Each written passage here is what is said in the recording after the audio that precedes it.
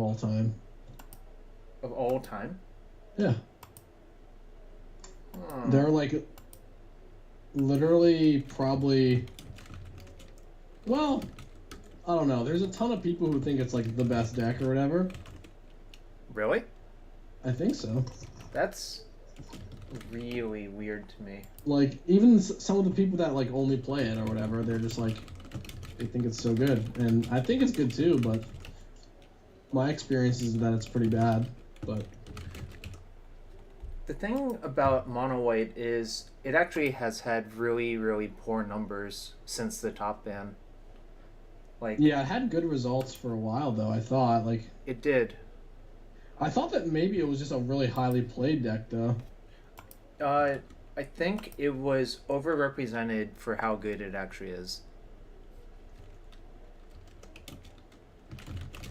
Yeah, I don't know. Like I played it at a Grand Prix and was not fun. Columbus? No, Tacoma. Oh, right. It was like the Yeah. only time that I didn't day two with the new 6-3 or whatever. But I had close matches. Like I just played against Sultai, You think Sultai was a bad matchup? Shardless. I think it was pretty bad. Yeah. Interesting. A lot of people I talked to said it was the reverse, but maybe. Yeah, I don't know. They just have Toxic Deluge. Like it's pretty impossible to beat that. Obviously, like the whole like let them not cast anything plan is what you're supposed to do. Right. That's not an easy plan. What? I'm missing a land. What land is it? 1, 2, 3, 4, 5, 6, 7, 8, 9, 10, 11, 12, 13, 14, 15, Is this deck by Ghost 16, Quarter? 18, I've seen 19, that. 20, 1, 2, 2, 3. My version does not. I don't think you really should. Mm-hmm. Especially once Because you your have mana Magus. is stretched, and you don't have a basic mountain. Yeah, makes sense. Well, Basic Mountain seems horrendous. What is missing? 4 fetches. 1, 2, 3, 4. 2, 3 caverns. 3 Caracas. 3 plains. How many plateaus are you supposed to have? 2. Alright, this is driving me nuts. I'm just gonna copy the guy's list so I just stop getting confused. Okay.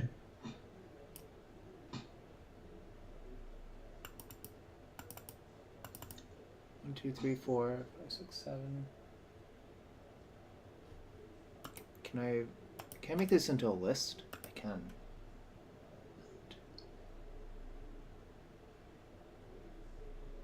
11, 12, 13, 14. Man, I just have no idea. How many caverns?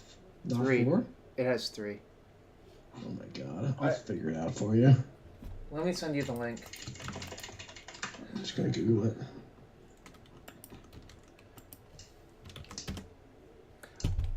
Do you ever have that problem that sometimes you look at a deck list and... Yeah, sometimes. It's not that often for me, but right now it is driving me nuts. Wow, that is a bad way to sort things. Scroll up. Will you... Don't you only have 4 fetch lands. Yeah, there's only... He has 5. What's his 5th? He has 2 Flooded Strand, 2 Arid Mesa, 1 Windswept Heath. Where's the Windswept Heath? I don't know. At the bottom? Oh, it's on the next page. No wonder. Okay, we figured it out. Thanks, Steve. Oh, what card am I supposed to cut? Cruider, Flickerless, Skull, Palace Jailer.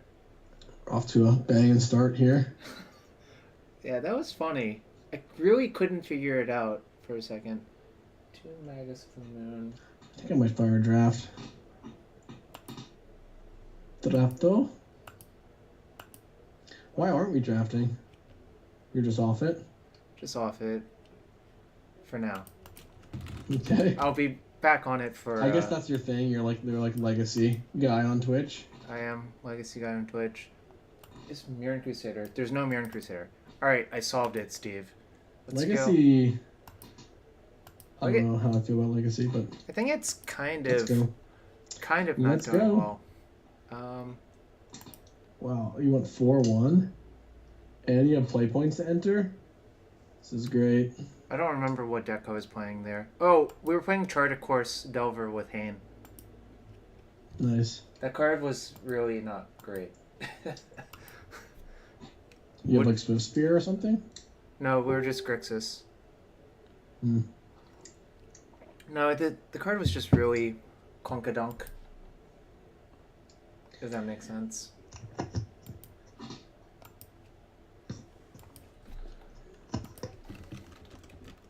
Dude, so... I do love the 1 Mirror Crusader, 1 Fiendslayer Paladin split. It seems kind of like a joke to me, but, you know, it's Legacy. You do whatever you want and still win. It's true. This guy top-8'd Eternal Extravaganza with this list. Mm-hmm. Not that, like... I mean, it's still, like, hard to win enough rounds to top-8, but it's not... It's not, like, GP level, I guess. Did he win? Nah, he got browned by Burn, which I think is a tough I love matchup. Burn, dude. That's one of Devin Dax's, like, you basically can never win that matchup. Oh, this guy... I guess you have, like, Thalia, like, if you win the die roll, you have some hope. This guy Like Jarvis. plays blue-white stuff often. Oh, Blue-White Miracles? Yeah. Okay. That seems like... Yeah. I think I'm just going to play Plateau, Mother of Runes. Yeah. Yeah.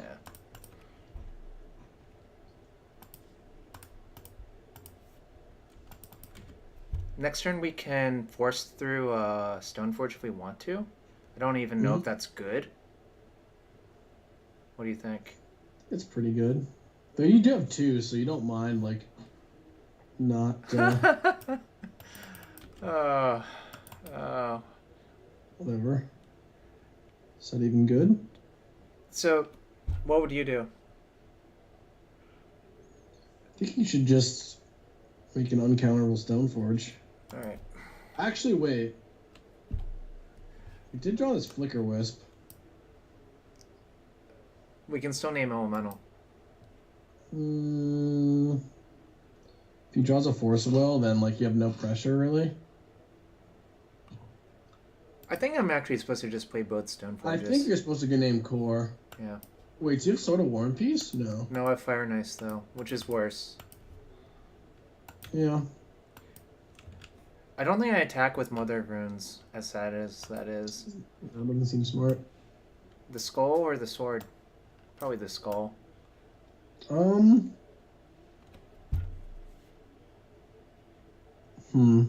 Yeah, I guess the skull. That's fine. I think the sword is too greedy or whatever. It just costs so much to get going. Yeah, if it was War and Peace, I would be a lot more excited about it. Why not Artificer? We might have Core Firewalker in our deck. Or Core Hookmaster. Or... I'm trying to think of a really clever one. Core Skyfisher. Ooh, that one actually is. Which has been played in... I'll give you one guess that who's played that in Modern in the last, like, year. Is it Wesco? Yeah. He probably played it at Vegas, right? He played it in, like... It was just, like, the most Wesco deck ever. It had, like, Oath of Nissa and Core Skyfisher. Yeah, so I think not attacking and leaving up the activation is correct because he was Brainstorm locked. I don't know. Maybe that doesn't make any sense. Yeah, why would you activate Mom? I don't see why you would. What? I want just... You mean attack with Mom? Yeah, it seems terrible. You could just swords your Batterskull token. Yeah, it's bad.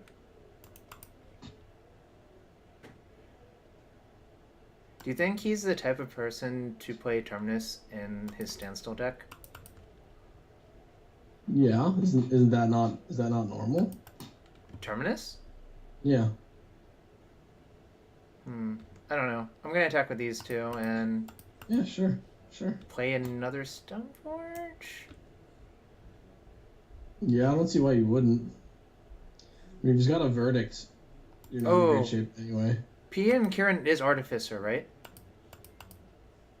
I don't know. Well, we can find out. Also, I think Cavern might be bugged for the secondary type still. So, I was super sad this week It's an because Artificer. I was playing Blue-Black Control for Nationals and hmm Search for Ascanta, like the Scry, is just so messed up on Magic Online. You think it's broken? Yeah, and it was like a weird kind of torture because like a weird thing would happen, and I would be like, no, that's just random, and then it would like happen again or whatever, and then I'm like, it's just random until like eventually it like dripped on me enough until I was like, you know what, this is stupid and this is bugged. Alright. So, I'm just going to put this in instead of... Also, he's been brainstorm locked forever. This is pretty great for us. Is he brainstorm locked or is he like trying to predict? Oh, jeez. That kind of stinks. Oh, Yeah, you played this pretty badly. I wasn't even paying attention. For some reason, I just didn't think that deck would have Click in it. Oh, well. It's actually really not even the end of the world though. Yeah, it's Because kind of now we have a bad. target for our plow and like. We actually, like... Is this even... Like, we didn't really need it. We kind of just want to land, right? I think he's just like dead. Because I think you can, if you resolve. Oh, that's excellent. Do I just plow and then port his white I was gonna source? say you can Thalia and then you can't like if he does somehow get a Wrath. Nah, I think I'm just gonna plow plus port. And then port him. Yeah. I can't imagine. I guess he could Terminus you this turn, but if he had it, he would have Terminus last turn. So, I really don't think his deck plays Terminus. Yeah. Well, yeah, that's pretty much the only way you can ever win, like lose. But that port draw was just nice. Are we gonna stream with Steve, Rubin, and me in the same room next week? I don't know. Up to Steve, really. It's his house. Mm-hmm. I don't even. We can stream. We can stream on your stream. Some legacy or vintage, whatever you want. I think our opponent is dead. Mm-hmm. Okay, we can get these plows out of our deck.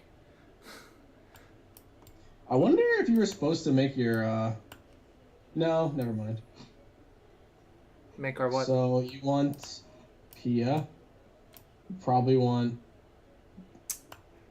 Kind of want Relic Water, I think, because I can Vial in to kill a standstill. Yeah, well, he's got Mishra's Factory as well, right? Usually. Yeah. But I don't know if that'll actually end up doing anything. It might not. Classic siding Grizzly Bear strategy. What's up? What's up, Bara? Bara also plays Death and Taxes. E-Ties from Eternal Extravaganza 7, Bara. You want Crusader to just, like... It's an army, like... It's a threat that he has to kill. Right, that's what I was... So I don't hate it. I can cast this in response to Standstill. But also shut off my vials. Honestly, I played Death and Taxes, and multiple times I sided in Containment Priest to, like... Because you just have so many dead cards in some matchups. But I think in this matchup you'd rather have, like, a Swords to Plowshares or like, a Canonist or something. Is he ever We didn't really see that many cards. We saw, like, Brainstorm and Jace and Click. I mean, we can guess what's in his deck, right? It's just like... I guess I haven't seen a Legacy Standstill deck in forever. Yeah. I wonder if you... he might have Mentor. Like, I think it might be loose to have 0 plows, right. but... Because he's already shown us Click. Yeah. I'm gonna leave one in. If I were him, I'd have Mentor, because I can't imagine how I'd ever win without a Mentor. That was your experience at Vegas. Yeah. I played the blue-white Predict deck, and it was like... Mentor was... The deck was like hard mode, but Mentor was actually really good. We can still Palace Joe our Mentor, which is sort of a thing. Yeah, but... I don't know. Plow? I think 1 plow's fine. Yeah, 1 plow's fine. Drawing 2... I would have played a 2nd plow over Relic Warder, but it's whatever. The thing is, like, if we have a violent... You're saying, like, we can vial the Relic Warder to beat Standstill. If he can't play a Standstill if we have a violent play. That's true. So that logic kind of like makes no sense, which is why I think you should just play a plow instead. It's just vintage standstill without drains? Wow, that doesn't seem very good. If he shuffles off Ponder, would you rather just waste him? I guess playing the Vial No, first is you better. could be shuffling just because it's bad. Yeah. I guess I we're think supposed playing to... the Vial is best. Yeah. Off Caracas? Yeah, off Caracas, I think. Mm. Oh, right. You have like red cards in your deck? I was going to say you Yeah. could fetch. Nah. I'm gonna just do this. He does have Jace, so I guess there is some minimal value of holding on to a fetch. It's like not likely that that actually comes up. But... Ooh, now do you waste him? I think you do. He missed his land drop. Oh, I need your mom? That's great. Yeah. That's like the best possible, I think.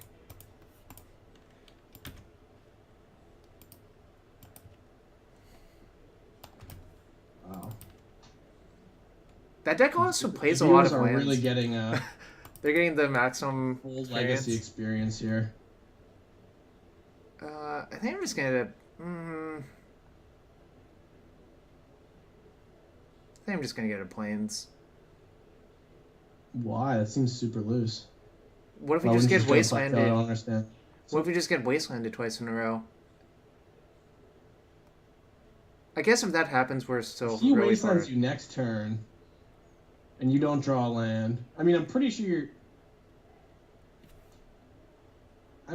should get a plateau, because if we draw like a Magus, like that cuts him off of fetching for like a color. If he wastes you this next turn, you still can attack. Like I would just attack with Mom. I'm definitely doing that now. And like if he wastes you this turn, you're hitting him for 2 every turn, and it's a race for who draws a land. And like if you draw a land at all, it's just kind of like lights out. Yeah. Wow, that was the full legacy experience. Turn 3 kill, boys. You see it here first. Like, yeah.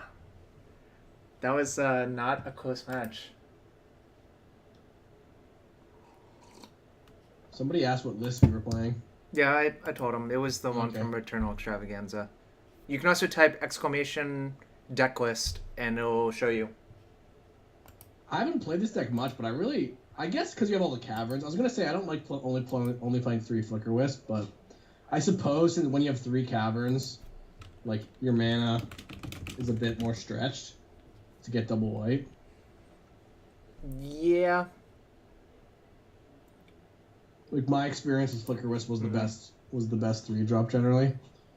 And I guess this deck you have the Magus and the Recruiters, so you're like really jammed on 3-drops.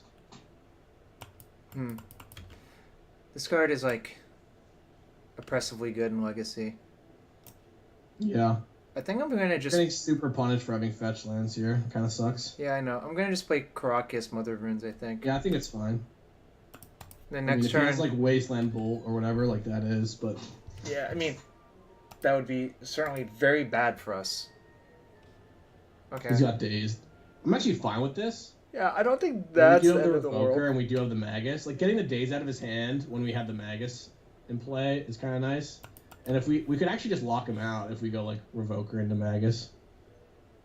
I'm gonna. And he doesn't have a fetch land. Yeah, I'm gonna play Revoker. Yeah. No, actually, that's okay. It trades with the Delver at some point. Yeah. It's okay. It's exactly what it is. I don't really like Red Wigmare very much. Another daze. Okay.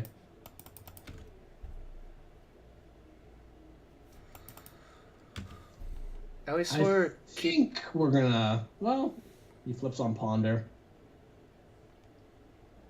You did get buried. Your opponent's deck is great. It's just probably Grixis Delver, right? I know. I'm just making a joke.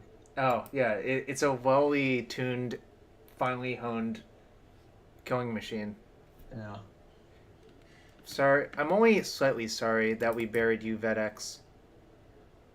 Ooh, I can just fetch for Plateau and play the Magus, I think. Yeah. I think jamming is almost certainly correct. I think it's... I suppose we don't necessarily know what kind of Delver he is yet.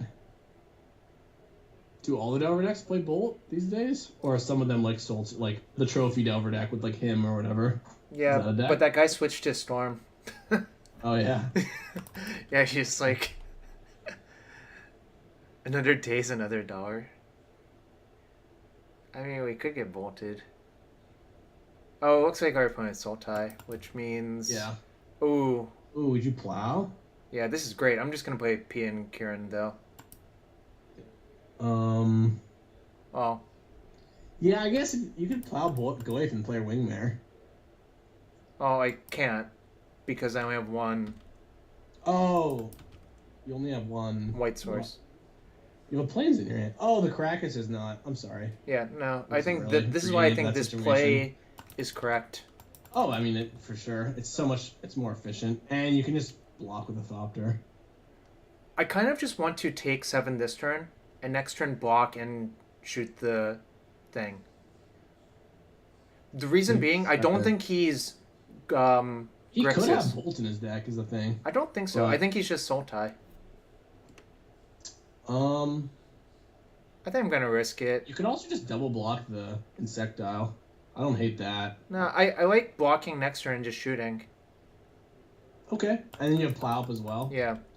Seems good. You can just, like, cast no spells.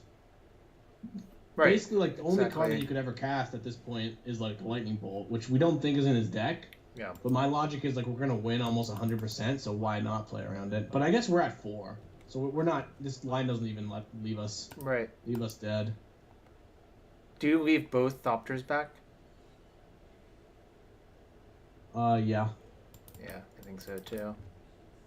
Because if he has, like, Bolt plus Force of Will somehow... Yeah. I think it's pretty unlikely, but... Yeah, I mean, we have the Plow anyway. It's just... If it was more than 1 damage, like, 1 damage is just nothing in a situation where, like, your opponent is... Oh, he can attack with the Death, right? Yeah, so... Did not predict this. Well, once we attacked with both of our 2/2s, wouldn't he attack with the 1/2 almost 100% of the time here? Yeah, no, I wasn't thinking about that. Okay, so I kind of want to plow Deathrite, block Tarmogoyf, and shoot the Delver. Actually, does that make any sense? I do want to plow the Deathrite. Actually, I'll just plow the Tarmogoyf and see what happens. Yeah, and then you just... Block here and... Yeah, you just block the Deathrite. Yeah. Alright. Nice. I think, like, the only way he could win is, like, a randomly big Tarmogoyf, right? I don't know. This card seems excellent in this matchup. It's fine. This card seems really not very good. This card's probably good for Sultai. Like Wingmare on the draw. Oh yeah, that can exit I our don't deck. really like... Is this I actually think Sanctum good? Prelate is kind of interesting. I think it's kind of bad, actually. Although, actually, we can just name 2, right? Versus that deck? Yeah, you can. I mean, you have Jite, but you can, like, vial it in. You can also just, like, name it on 1 if you have no 1-drops in your hand, which is pretty good. Yeah, I kind of hate that because I think you do... Like, we're boarding in 3 more... Rest in Peace, right? Or no? I usually do that, but, I mean, it's been a while since I played Death and Taxes. Yeah. But against the Goyf, I'm also going to side out Jite. The reasoning being, I think it's such a beating I don't know if you want both Rest in Peace. I mean, maybe you do. On the draw, you just want to be as defensive as possible. You have, like, 3 Pats, 4 Swords, and Rest in Pieces. Yeah, actually, that makes sense. Maybe we just side out some, like, 1 toughness creatures because of, like, marsh casualties or something. Do you actually like Revoker? I actually don't. I was going to say that, like, Revoker against the Deathrite decks never seems good because they can always, like, get use out of it, and then they still trade, you know? I'm really happy that game that our Revoker got dazed because I kind of hate just having it in play, like... Yeah, because eventually they unlock their guy. Right, exactly. It feels so bad. But instead they dazed, and I'm just like, that's good for us. I'm going to side out... I don't know if out... you want to cut Jite. I think that Jite is better than Sword of Fire and Ice, honestly. Okay. Just because it can, like... It actually... Gets you, life and, like, get underneath and help you. I guess Sword can help you deal with a Tarmogoyf, but, like... Feels like you can hit them with Sword and still lose, where Jite is probably pretty tough. What is the last cut? I'm not in love with the Sanctum Prelate. Okay, I'm fine Because tying that out. since we're starting in Rest in Peace, like... Yeah, I see. Yeah. And I don't think you're going to have the time to ever, like, recruit for it or whatever. We're just going to get, like, a Pia every time. Yeah, Pia was really good that game. I mean, your opponent couldn't cast spells. But yeah. Yeah, but our deck is engineered to do that. Ooh. I hate Death and Taxes sometimes. Are you supposed to keep this hand? I think you do, because... Yeah. Well, because you get to name human, and Yeah. then you do have a path for, like, their first play, assuming we draw planes. And, like, if we're not drawing a planes, we might be drawing, like, 1 and 2 drops to Violin, potentially. I like the new, Also, they might try to counter this after Vile. And we have another one. Cavern name Vile. That would be great. I kind of think that it's maniacal when people do this, but... He might be doing it anyway, is the thing.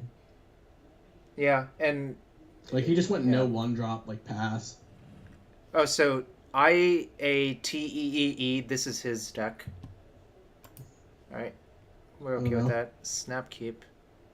I mean, it'll suck if we get I think it's very far from being a snap keep. I think it's just I also don't think it's a normal snap good old keep. Yeah, that is how I feel about it as well. Underground Sea. Alright. That's right, okay. Land! So we need... Yeah, I mean... well... That Death and Taxes life. Should we just start activating our Aether Vial to mess with him? If you want to. Leovold? Leovold or True Name Nemesis? Oh. Ooh, we can actually beat that, maybe.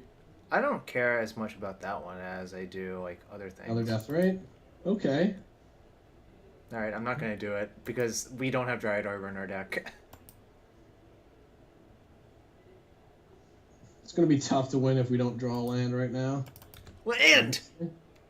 Alright. Nice. Do we deploy the Thalia? Like, I think this is actually an interesting question. I think you do, because he's got the library. Oh, so you just wanted stifle his development? Yeah. Okay. Like, obviously, the Jite is going to be stuck in your hand, but, like, playing the Jite first is just... It's not really that exciting. By the time you get it online, he might just have, like, a Tarmogoyf and play on D, or a Leovold or something. I guess maybe Leovold's a reason to play Sword of Fire and Ice over Jite, because Jite is kind of awkward against Leovold, but... Well, so is Sword of Fire and Ice, right? It's a little bit less awkward, though, right? I think. You still have to target. Yeah, they draw... You, like, both draw a card or whatever. Alright. Fatal Push, Fine sure. with that. I think we're going to lose this game, if that happens, though. we get to just play the Jite anyway. Yeah. I think we're going to lose this game, but, you know. Yeah, I mean, they just didn't hit a land. Like, we just didn't take a second turn. Ooh, that's not good. Do I bluff? Do I bluff activate? Sure, why not? Alright. We need something good here. That was not it. Yeah. I think we're going to very slowly lose. Wait, I think you should play your own Jite. That's true.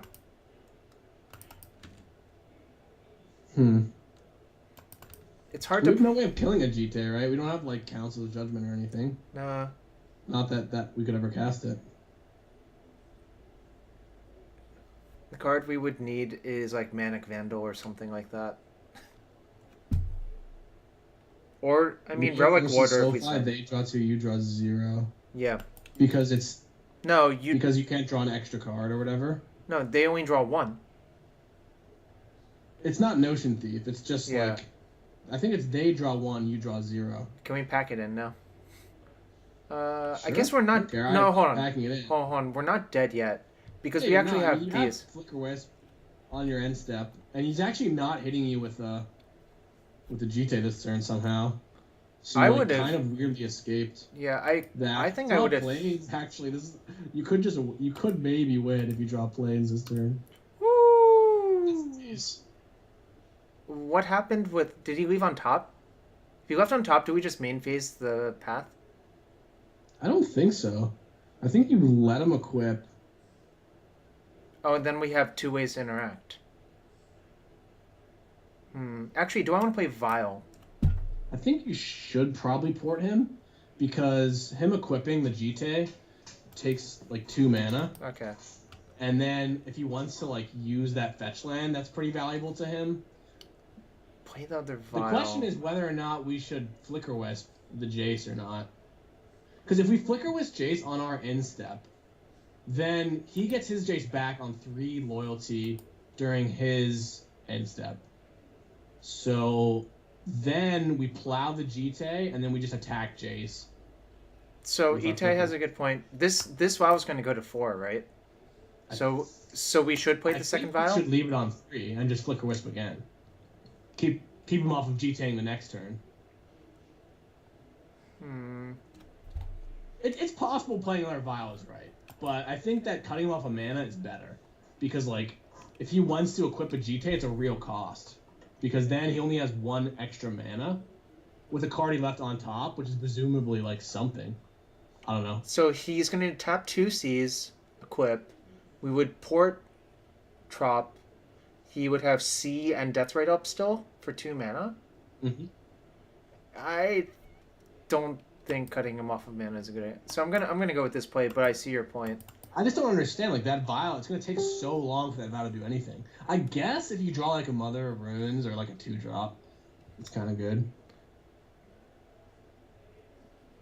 I don't know. It doesn't feel like it does anything. Yeah, I don't know. Play the Vile this turn. If our plan doesn't work, we just lose anyway. So I think, like, cutting him off of outs is important. But I think it's a close decision, but I'm going to play the Vile and see what happens. Okay. I don't know. That might just be also, maniacal. getting him to use the Misty Rainforest is relevant, because then he has 1 less fetch to work with. Alright, we'll try playing the Vile.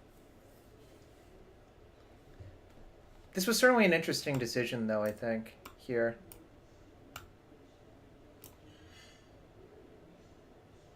Yeah, I mean, like, he just has 6 mana. That's very little. It's possible that he won't go for the Jite. Because after we make this play, it's pretty obvious that we have an answer, but, like, if he doesn't have a Force of Will, I guess this also plays around other days. So I actually think it's fine, now that I think about it. Well, we get around all of that if we just Flicker Wisp the guy equips, right? But yeah, we would just kind of prefer not to do that. Like, we're just going to lose to, like, cards. That's fair. I mean, we're not necessarily going to lose, but... Wait, so do you want to Flicker the thing on our end step? The Jace? I think so. And play the Vile. Yeah. I actually like playing the Vile, because I didn't account for Daze at all. I just hit me that he had Daze in his deck still, which is, like, fine. It's yeah, just, because he was on the play. if we get our Plow Dazed, it's just, like, he's going to know for sure that we have some interaction, so he might not go for the Jite at all. Yo, thanks for the sub, Fire Hellkite. Sub hype. Dude, the Jarvis clap is so good.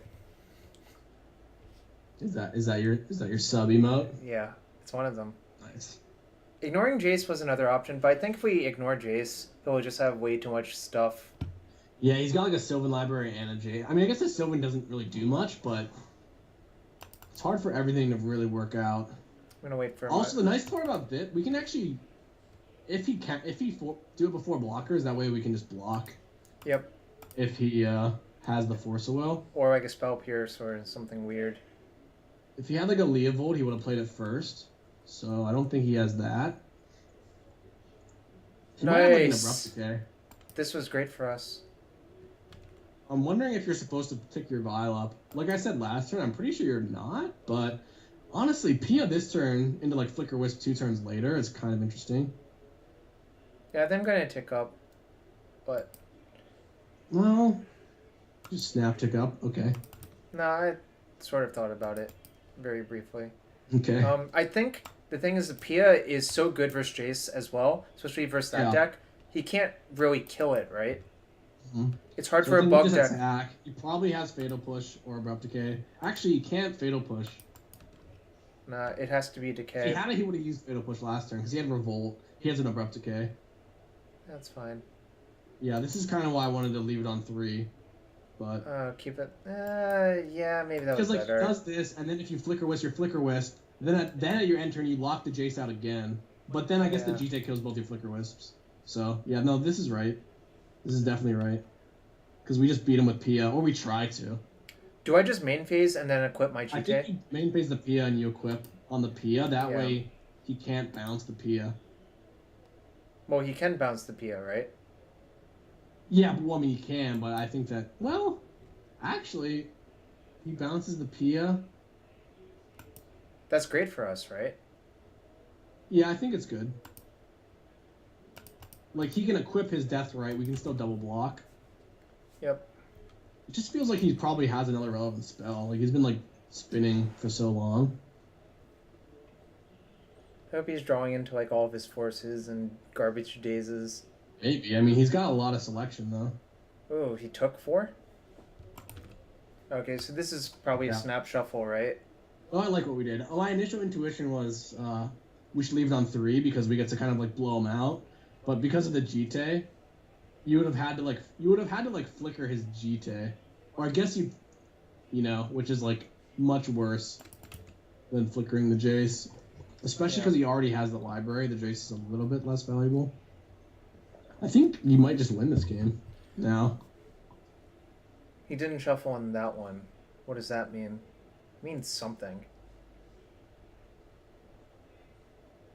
We would have flickered our flicker, which then flickers to Deathrite. We would have 2 flickers on board. Yeah, I mean, that's... Oh, yeah. That's what I was mostly thinking. You could flicker the GT or the Deathrite, whichever one you think is better to flicker. Wasteland.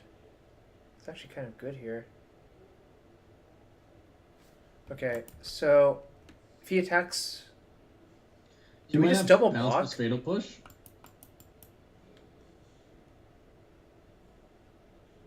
Has he used Jace?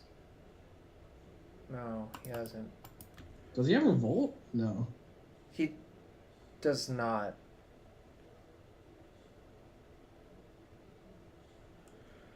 I think I'm supposed to just block and let him kill this with a GT counter. I mean, you don't have a red source. Yeah. So I don't mind. He gets the kill. No, I think that's... Wait. No, so here's my plan. I block here.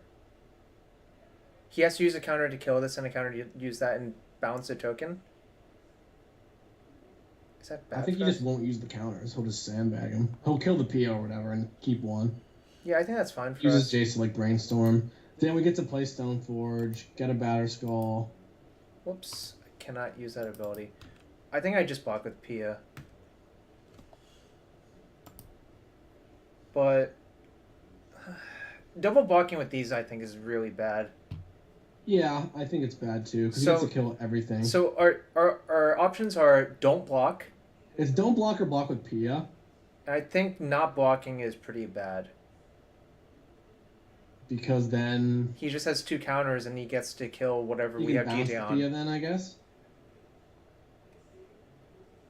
Because we could just attack him back with the attack Jace with everything. I think not blocking. Yeah, I think it's just too risky not to. Not blocking seems really bad.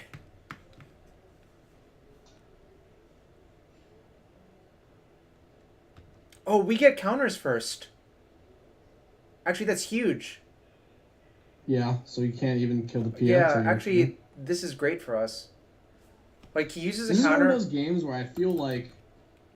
I mean... I don't want to say for sure that your opponent probably should have won, but... Now he's bouncing the Pia? Okay. Yeah, he should have done that pre-combat. Probably has push. I mean, maybe. Alright, I don't know. He could have probably wastelanded and then just pushed. So I doubt that he has push. So do we go after Jace and force him to use his counters? Yeah, why not? Yeah. There's nothing else we can do, right?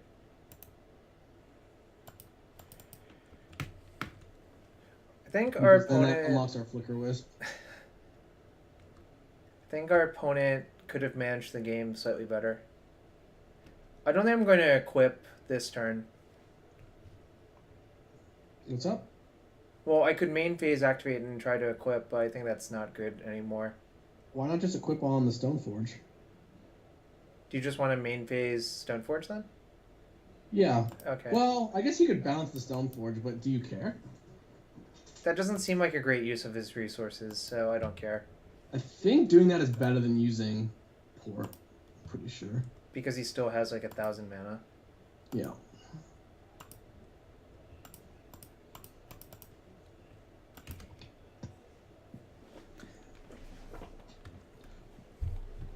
This deck is kind of scrappy. Because basically what this does is, like, you have a Stoneforge with 2 GT counters on it, which is, like, lethal on its own, right? So he has to deal with that. And then you're, like, vialing a Pia as well. So... And we also have Swords to Plowshares if something crazy happens. I can't imagine. I guess True Name still is good. The craziest thing that could happen is a click, actually.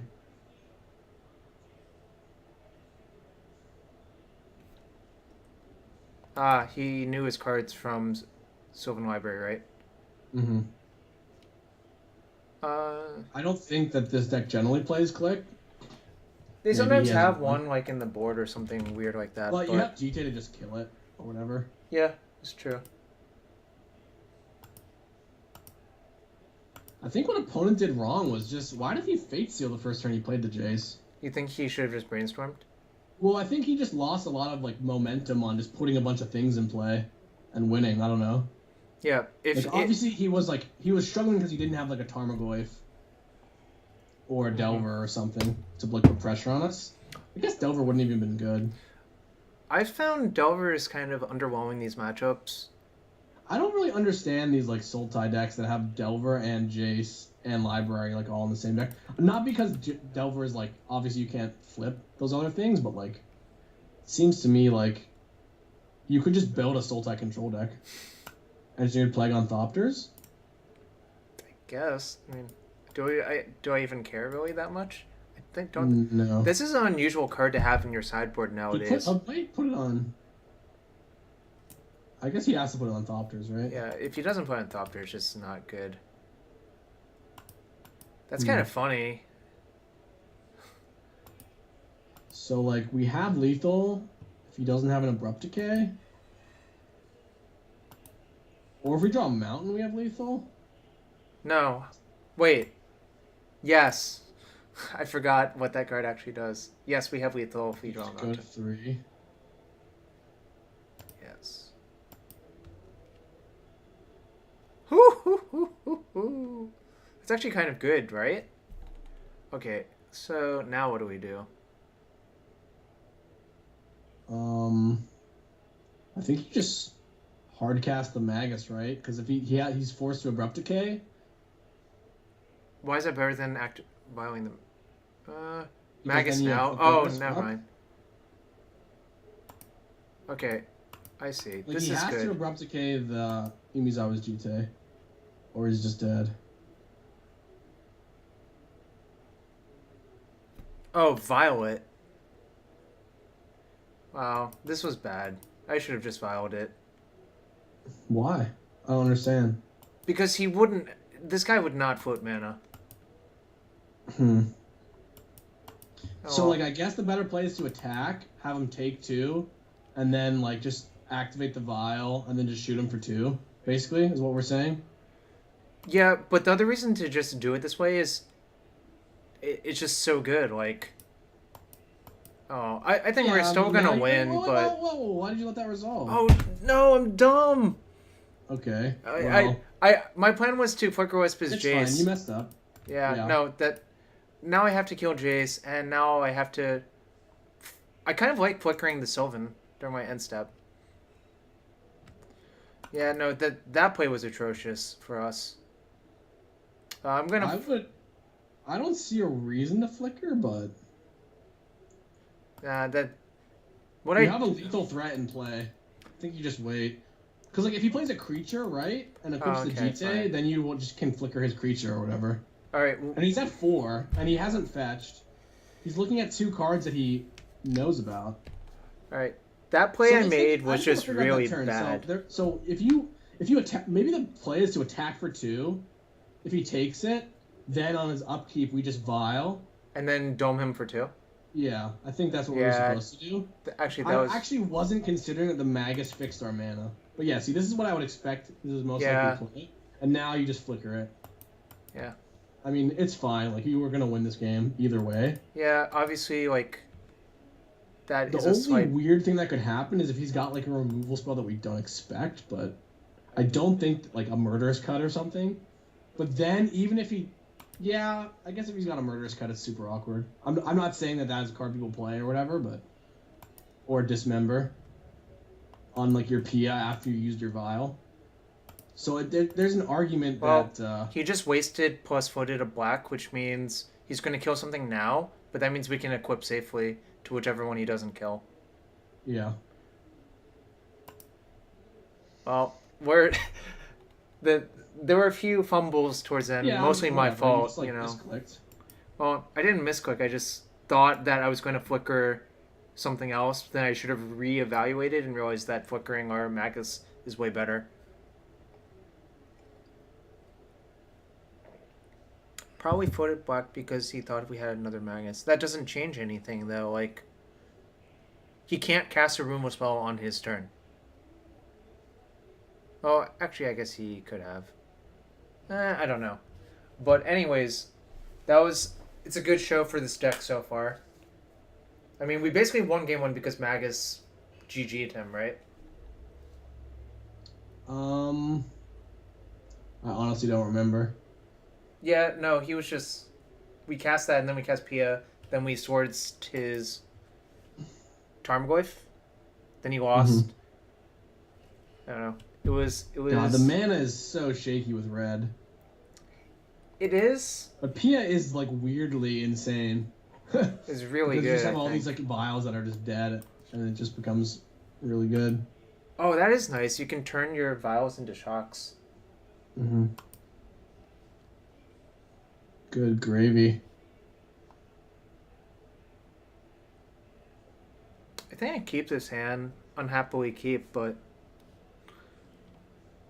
Yeah, I mean, you have... This is just what you sign up for mono white. Like, well, it's kind of weird if you don't have the plow. I think it's kind of close. No, well, without the plow, I think I would actually mulligan. Because you don't do anything until, like... Is your 2-1 good enough? The answer is probably not.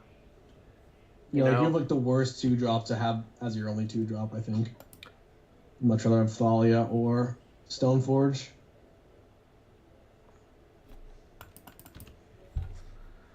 So, here's a situation I always wonder about. Am I supposed to, like, waste here? You should waste. Well, we'll see what we draw. If you draw, like, a Mother of Ruins, I think... We'll see. I think you pretty much always waste. Yeah, I'm gonna waste now. Drawing another land sealed the deal, I think. If he didn't know what deck you were playing, he may or may not have even played around it, and, like, there's a small percentage time when this just wins you the game. Alright, well, I think our opponent's check pile. Yeah, because he's got Bayou and Volk. Yeah.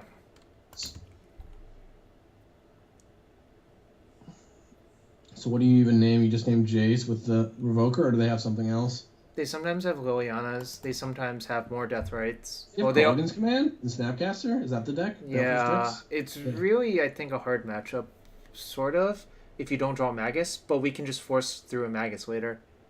Mm-hmm. Moist Jund. But I think without red, this matchup is pretty hard, and with red, it's probably positive, if I had to guess.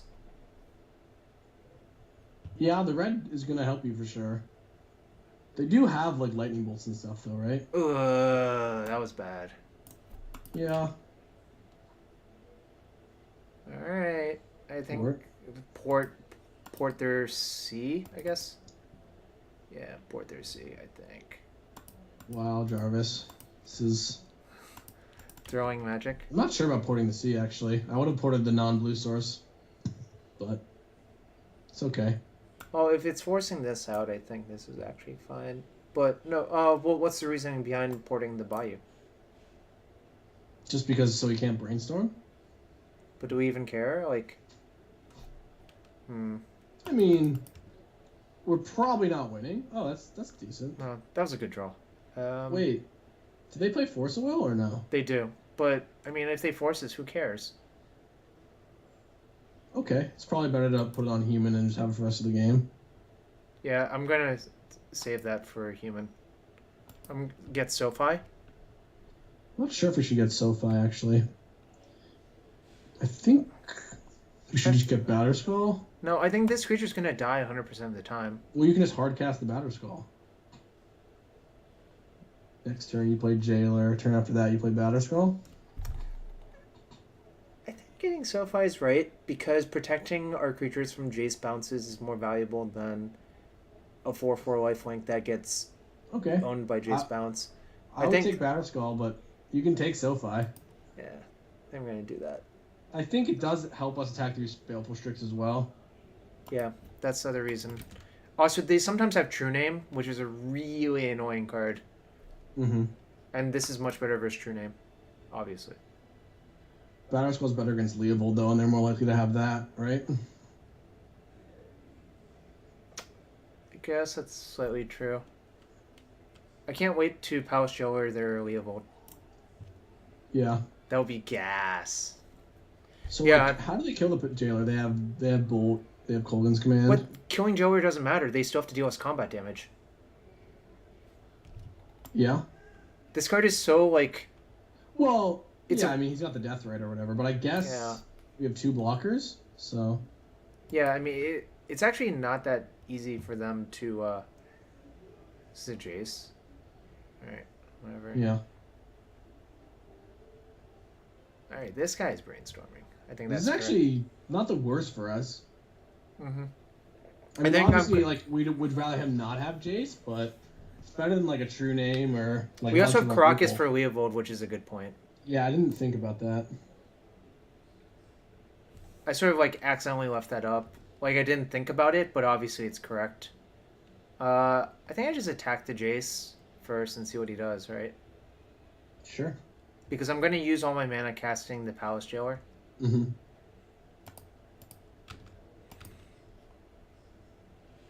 you want to name human or soldier? I'm assuming you want to name human because you have Pia. Also, I think the secondary is still bugged, so you don't actually want to do that.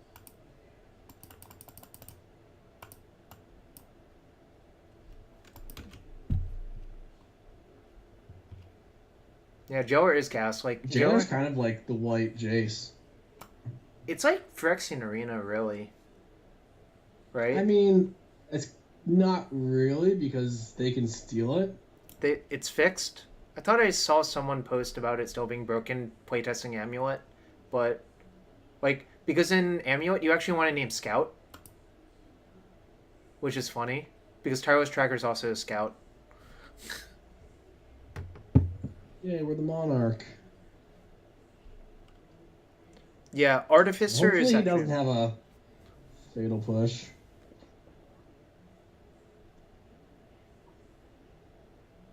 That's decent. Okay, he doesn't. We might just have lost to a Fatal Push or whatever, or Bolt. Why? Well, he, like, kills your Jailer. Then what? He doesn't need to... No, like, he actually has to hit us. I thought it was like a Fiend Hunter. Yeah. No, it is a Fiend Hunter, but the way you unfiend Hunt is by dealing us damage. This card is really messed up. I kind of feel like this is a poorly designed card. It's actually just, like, weird, because I'm reading it, and I don't know what it does, because it says, like, until opponent becomes a Monarch. The way you become the Monarch... But it doesn't actually say on the card how you become the Monarch. It's just... I agree that it's definitely not a great design, because reading the card, you don't know what it does. You have to know what the Monarch is. And, well, some people don't. Yes, that's true. A lot of legacy cards are poorly designed. Like True Name was horrendous design, I think. I don't know if you agree with that. Maybe. I don't know. Jailer was designed for casual play. Let's see. Palace Jailer is a super blowout versus Palace Jailer. All right. Rubin's command. Do we just discard the land? I think you should discard the Jite. What's better? SoFi is better than the Jite, right? You want to be able to like potentially Yeah, I agree. just play 2 spells next turn. And like you already have 1 equipment.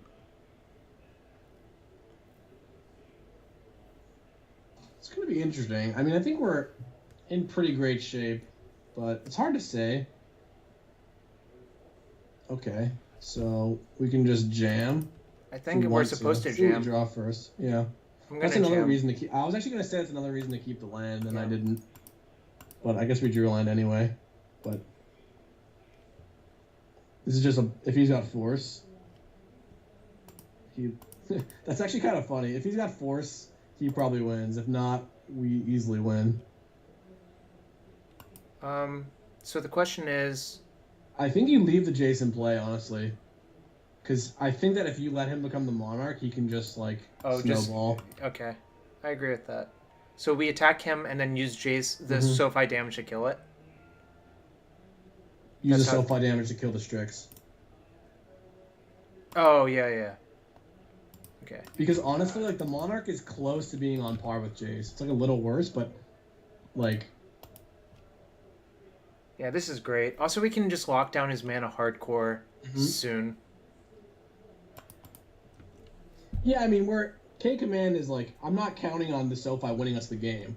That's kind of the reason that I think we need to kill the Strix and maintain the Monarch, because it feels like if he's going to win, it's going to involve him, like, using becoming the Monarch, or Snapcaster, so...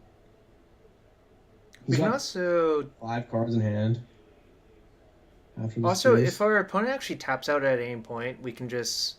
And if we draw, like, a Magus or something, they just, like, die, right? Oh, no, that deck has Bolt. No, he's got Bolt. Yeah. He's got... Well, actually, I think some of the lists only put, like, 1 or 0 bolts. What happened? What was that? Fatal Push? Yeah. Yeah. MTG bot is a liar. We are definitely in this match. That happens. Okay, Ponder. I was going to say, I'm worried about a Snapcaster. But if he doesn't draw a Snapcaster, kind of like what we're doing. So we can play Dahlia off the Cavern. Mm-hmm. Then we can play Revoker off 2 ports and leave up Caracas and port. Yeah, it's like, you have enough mana that you don't have to equip, and you can just leave up Caracas to protect the Thalia, probably. He's got a Leovold. Yeah, it's a little annoying, but not really the end of the world. Woo! Actually, what happens if we just do this equip? Can he get out of that? He's got Fatal Push, but... They have, like, 2.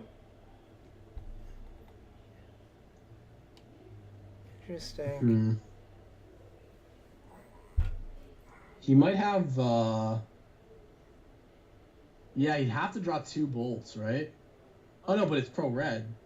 Yeah, I think I'm supposed to do this. The only way we get punished is if our opponent draws Swamp plus... They don't play basics, though. Or do they?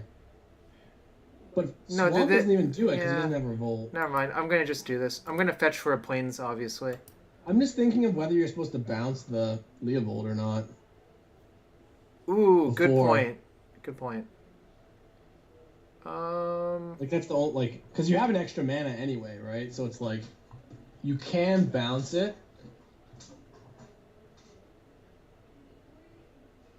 Should we bounce first? Well, if he has a Swamp... Does he have a basic Swamp or not? They sometimes do, but they only have if he 1. has a basic Swamp, he can just Kolaghan's Command the sword. That's the thing. If he plays a Swamp. He's got red mana. Okay, I think I'm supposed to bounce first then, right? Yeah, I think so too. Because, like, the card really doesn't matter. Yeah, like, one extra card. I don't get him closer to Swamp Kolaghan's Command, but, like... We can actually beat Swamp Kolaghan's Command with this line, which is what I like. And we still have the Monarch or whatever. Yeah, I think what's actually going to happen is our opponent's going to be very buried very quickly. Yeah, no, this is right. Because if he goes Swamp Cold's command attack, then like he becomes the Monarch, and he can bounce the Magus, and the game just actually ends probably. Yeah. We beat Force. How do we have counterable, so with the Cavern. The Cavern. We need to maintain the kingdom. I agree, fine, Gersh.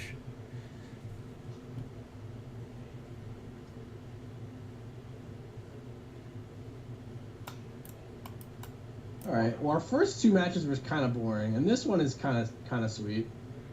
This was a weird game, right? Like, yeah. Our opening hand, I don't think was that great. Well, like we drew pretty well, right? Like we drew. This card not getting hemmed actually won us the game, I think. Yeah, like the hem seemed bad, but the hem was actually awful because it left us with Cavern plus Palace Jailer. Maybe the Cavern was already in play. I actually don't remember. No, we played it as our 4th land. Yeah. So him, like, while it looked insane, was actually just bad because we had, like, the Wamba. Opponent didn't want to play anymore. Alright, this comes in... this card is, like, almost unkillable for them, I think. I think it's actually unkillable. The reason that the card's in your sideboard is to board it in here. Right. I mean, they have Toxic Deluge, but I think it's still, like, you obviously play it. Bring in Rips... What do I want to take out? You bring in both Rips against them? Yeah, this card is debilitatingly good versus them, I think, is the actual answer. I mean, they have Snapcaster and Deathrite. Yeah. I guess you can afford to, like, play it a little slow against them. I mean, they don't really kill very quickly. Mm-hmm. I wonder if I want this. Probably do. I think it's likely better than, like, a Vryn Wingmare. Take out an STP? Yeah, I don't love STP. I really don't like Wingmare because they just have Baleful Strix. It just seems really bad to me. Okay, I'll take that out then. Wingmare goes. We need 3 cuts.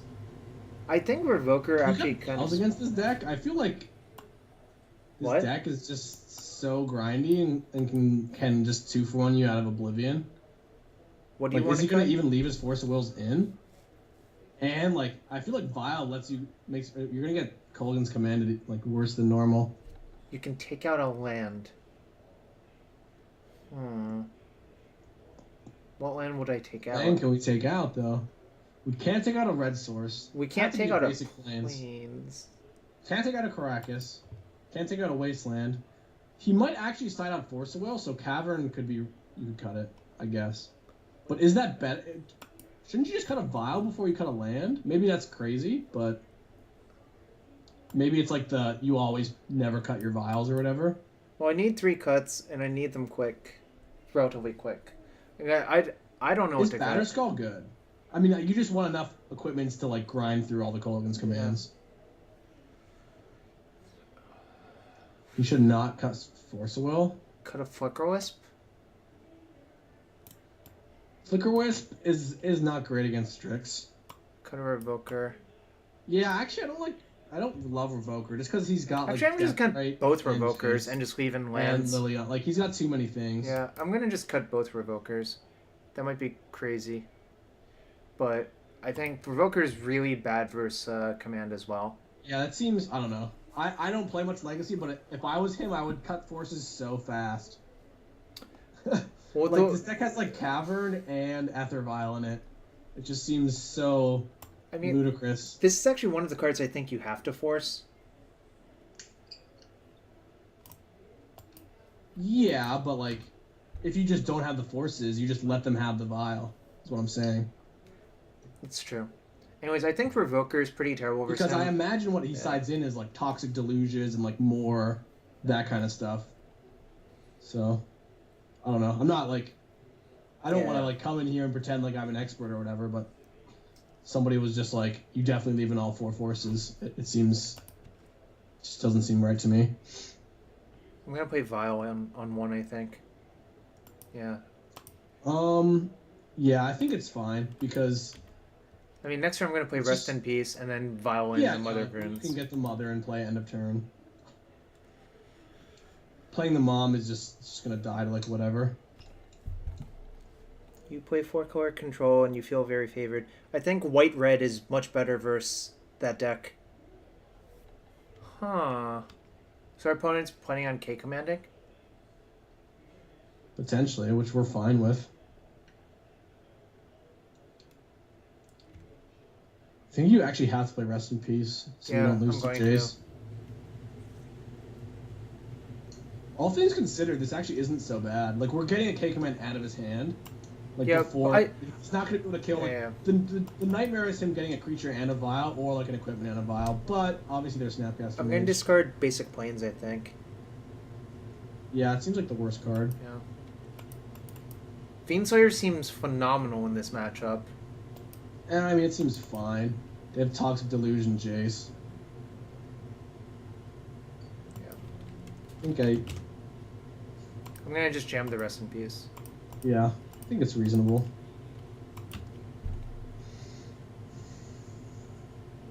Once the Rest in Peace is in play, they can't actually remove it, right? They might have, like, one decay, but... Oh, they might have Engineered Explosives. Yeah, maybe. Yeah. It's nice. But this card is just really good for some. They, like...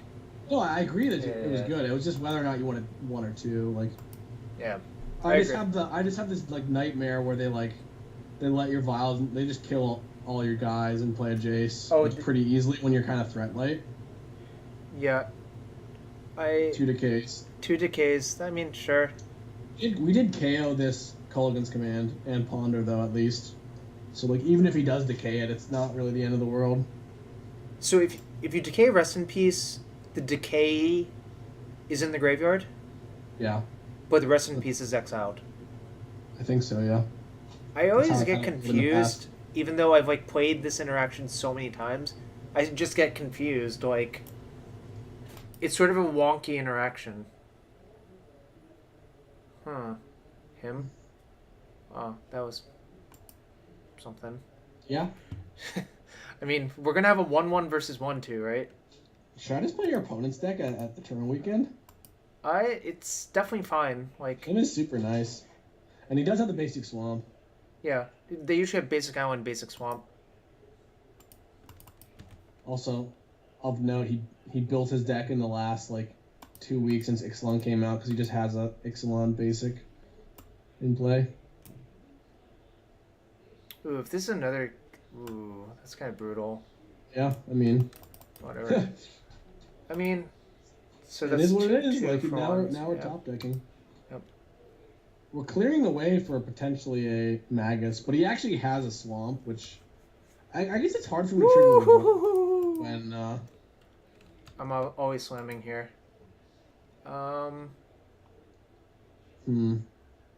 think you're supposed to get SoFi.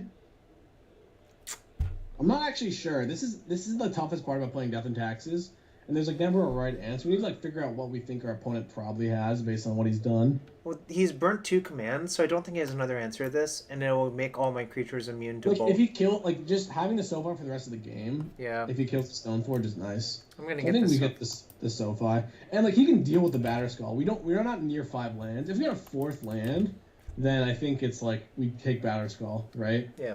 Just because if we untap, we get the Batterskull. If we draw a land, we get the Batterskull.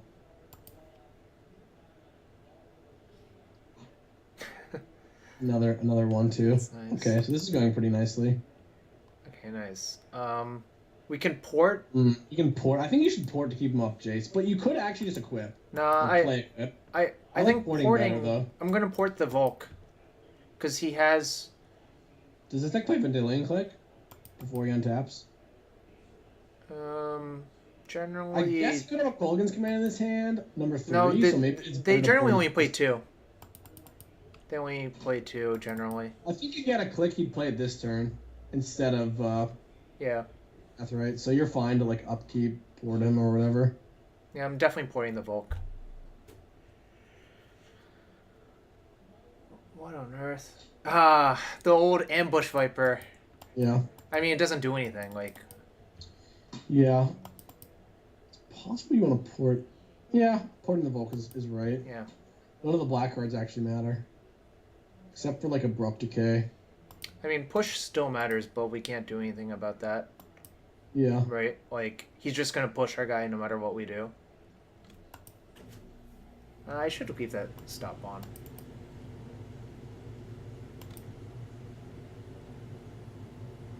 Alright, we take 2. You can't even play Leovold if he has it.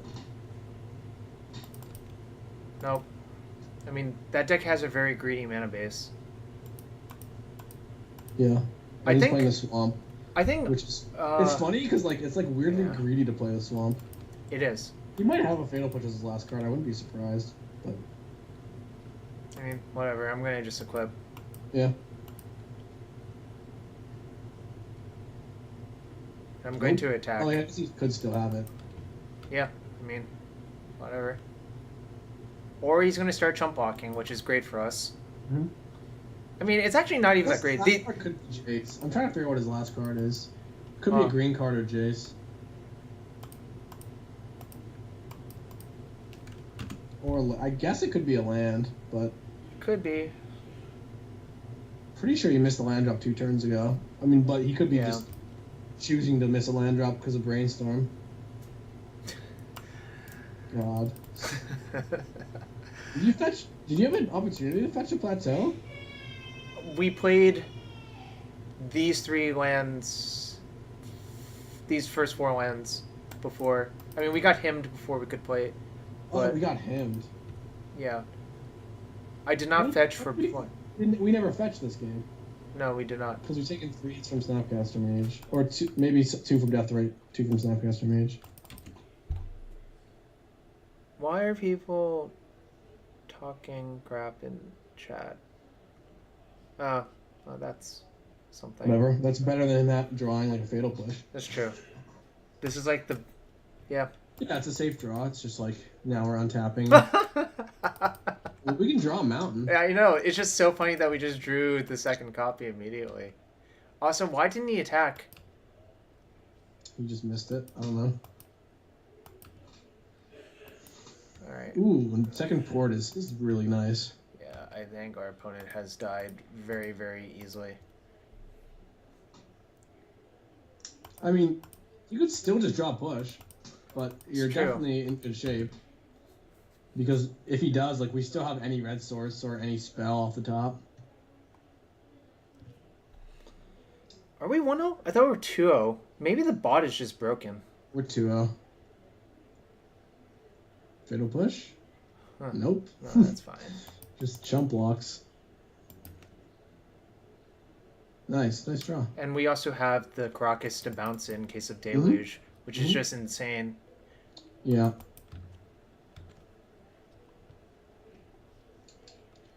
All right, next opponent. Let's get through this Legacy League so I can go draft.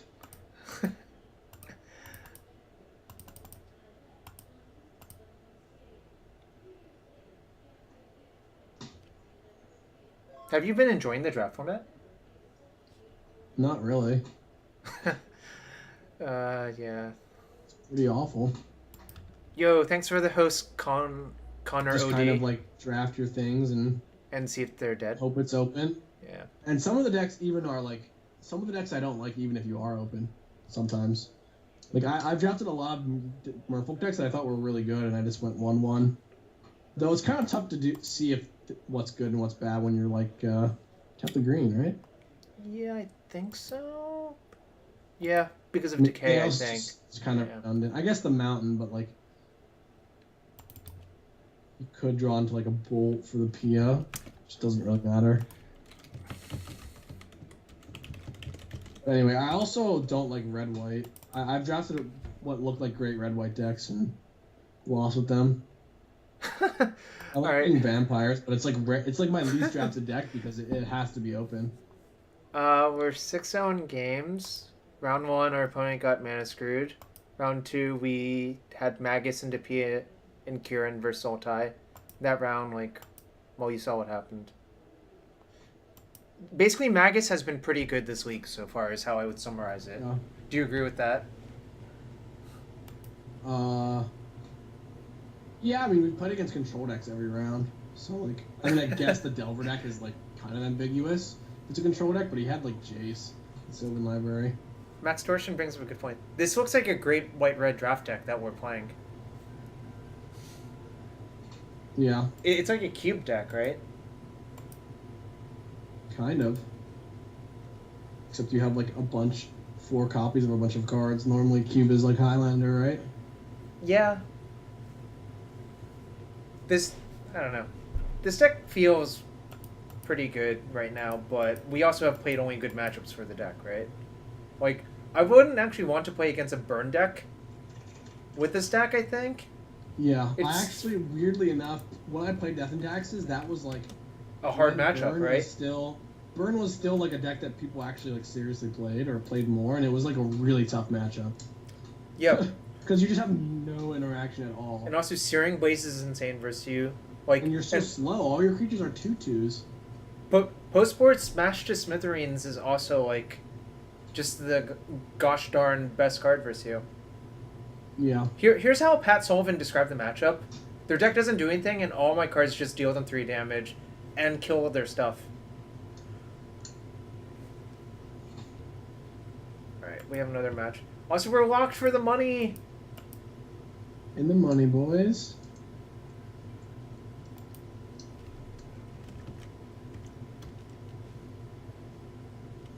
Keep. Can't ever mulligan these hands, I think. I mean, you keep saying that, and you keep having like 1-drop. Like when I used to play this deck, it was always like, you don't have a 1-drop, do you keep or not? You always have the 1-drop, so it's always a snap keep. Yeah, Connor. I think the problem with D&T versus Burn is, as we said, most of the cards deal you 3 damage and also kill one of your permanents. Or not most of them, but like 8 of them do post board. And they just have like Eidolon and Grim Lavaman, so like their actual cards are like creatures are problematic too. Uh-oh. Are we getting stormed out? Bloodstained is usually for storm decks. The Gitaxian Probe is usually for storm decks too. This looks like storm. Yeah. It could be like a weird like Show and Tell Dreamhalls deck, but it's almost most likely to be storm. So we're just It dead. actually could be Grixis Pyromancer. Do you remember the deck Pierre Dagon played? No. It I had remember like Judge Chris played a deck like this once. It was just like a Grixis control deck. it had Dig Through Time. Like it was like a Delver deck, but it played Young Pyromancer and Jace basically. We can scoop at any point and just go to game 2. I guess we might as well see what he is. Yeah, I mean we don't know that we're dead, and if we draw like Thalia next turn, it's insane for us, right? Assuming we don't get killed. We'll play it out. Similar. We're gonna play it out until we're dead, Steve. Yeah. We're gonna play it out until we're dead. Maybe we'll just get him. Yeah, I mean that is certainly a possibility.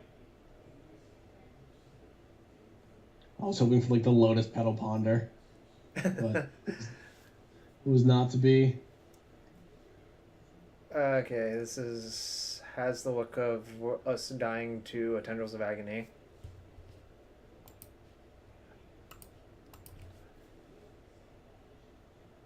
Okay, we are probably very dead. So you can just get Passing Flames, I think. And it's definitely enough, right? Yeah, Passing Flames doesn't give it to artifacts, just instants and sorceries. Yeah, no, but you just flashback 6, 7, 8, 9, 10, 11, 12. Yeah, you're dead. That sucks. And we're dead. Wow. Yeah, his hand was really good, actually. Wow, we got no new subscribers while we were dying to Storm on turn 2? What are the odds? What are the odds? He got to just tutor first, then play Probe if he needed extra Storm. Which is a good line to keep in mind. Alright. I'm not going to make him quick. Legacy is just... I mean, Vintage is also that way, right? Vintage, actually, games like are kind of slower, I feel like, weirdly. It's because you don't have Brainstorm. When you're playing a blue deck. Well, you have like Mental Missteps or whatever, and not everyone has 4 Brainstorms. Mm-hmm. I think I'm going to take out these Swords of Plowshares. Recently, Vintage is just so much different. Like I feel like it used to be like that, but now it's like so many fair decks. Aren't you supposed to? One sec, I'm still looking. Well, we want Relic Order, I think. Yeah, I was gonna say I was supposed to board in Relic Order. All right, we don't want these. Actually, Mirren Crusader is sort of I interesting, think you right? want Mirror Crusader. I think the card that's like really not so good is Flicker Wisp, and also like Stoneforge is usually pretty terrible against them. Yep, I think it might be better than our alternatives, though. Um, -5 vowels. hmm. Play fairy? Yeah, I could see that. Just like it could randomly get them, right? Yeah, if you went for that same passive flames kill, we would have beat him. Why is there one fairy macabre in this deck? Why is it not just another rest in peace? We have 3 It's recruiter of the guard, right? Oh, I see. I mean that. Yeah, no, I'm just asking because Yeah. I didn't see that, but that makes some sense. This is really slow, but sometimes it's good. Yeah. Take out a land. I could see that. Actually, we can take out a I cavern, actually right? really would not cut a land. You That would seems not. ridiculous. Like, we just want to play things every turn. Like if we have like a FS1 Canonist in our hand, we want 2 lands. I would rather cut like a Flicker Wisp or a Stoneforge. Does that make sense? It does. Like, cutting a land just seems ludicrous when we have so many do nothings. 23 is normal for D&T though, right? Like we're going from 24 to 23. Yeah, but I'm just saying like the likelihood of a land being better than a random 3/1 is like super high because we have like a low density of cards that actually matter. I mean, you can cut a land, whatever. It's just like you can cut a land or a 3/1 for 3. We can also cut an Aether Vial, right? Like I don't know. Yeah, Aether Vial's bad. Also, Stoneforge is really bad. Like, I don't know why you want 4 Stoneforges. All right, I'm gonna take out. We're boarding in other 2-drops. Yeah. Like when you're boarding in like 5 2-drops, it just seems like we're never gonna want a Stoneforge. And this is exactly why we don't cut a land because like right, we have like 2 cards that matter. We didn't cut a land, right? Or We did not. Okay. I'm trying to debate if you're supposed to keep this hand. I think you just mulligan because if you miss, you just lose, right? Yeah, this hand's so. I guess this hand has protection from like probe Cabal Therapy. So what is the likelihood we hit a land on the second turn? We have 23. It's 23 out of 53, like, which is a little. Ever? I mean, 23 out of. Do we have more of a 40% chance of winning if we mulligan? Probably, I would guess we actually do. But I mean, because I think I would mulligan. I think we have enough lock pieces that we should mulligan. Saying this is why you don't cut a land is super results oriented. It's actually not. Like that's making me kind of mad that you said that. But I think we're supposed to. Any hand where you have a Canonist or a Thalia, you just want to make sure you have 2 lands. I don't know. Do you keep this hand? This is also pretty bad. You mulligan again, right? This hand's worse than the first one, I think, by a lot. Yeah. Okay, this hand is fine for 5. And so, do you go for 0 or do you go for 1? Like, I don't actually know. I would go for. I guess we'll see what we're at when we get there. I was gonna say, get there, hopefully we get there. Yeah. I bought him the Mother Runes. I don't think it does very much. What I'm saying is, like, if we had a 20... I know that the deck plays 23 lands, but if we had one in our sideboard, we would side it in over, like, a 3/1 for 3. We just would. I don't know. Like, you're not worried about getting flooded because you have so few cards that matter. Whatever. I'm just going to stop arguing with them. It's fine. They can have it.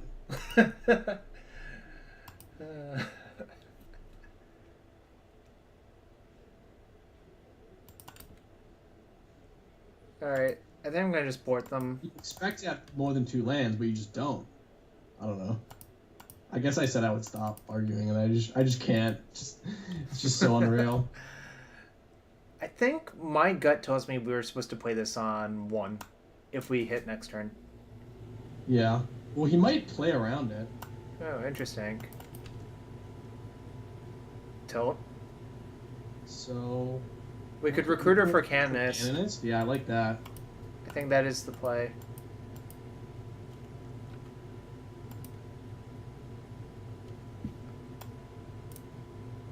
Why are both of the Canonists foil?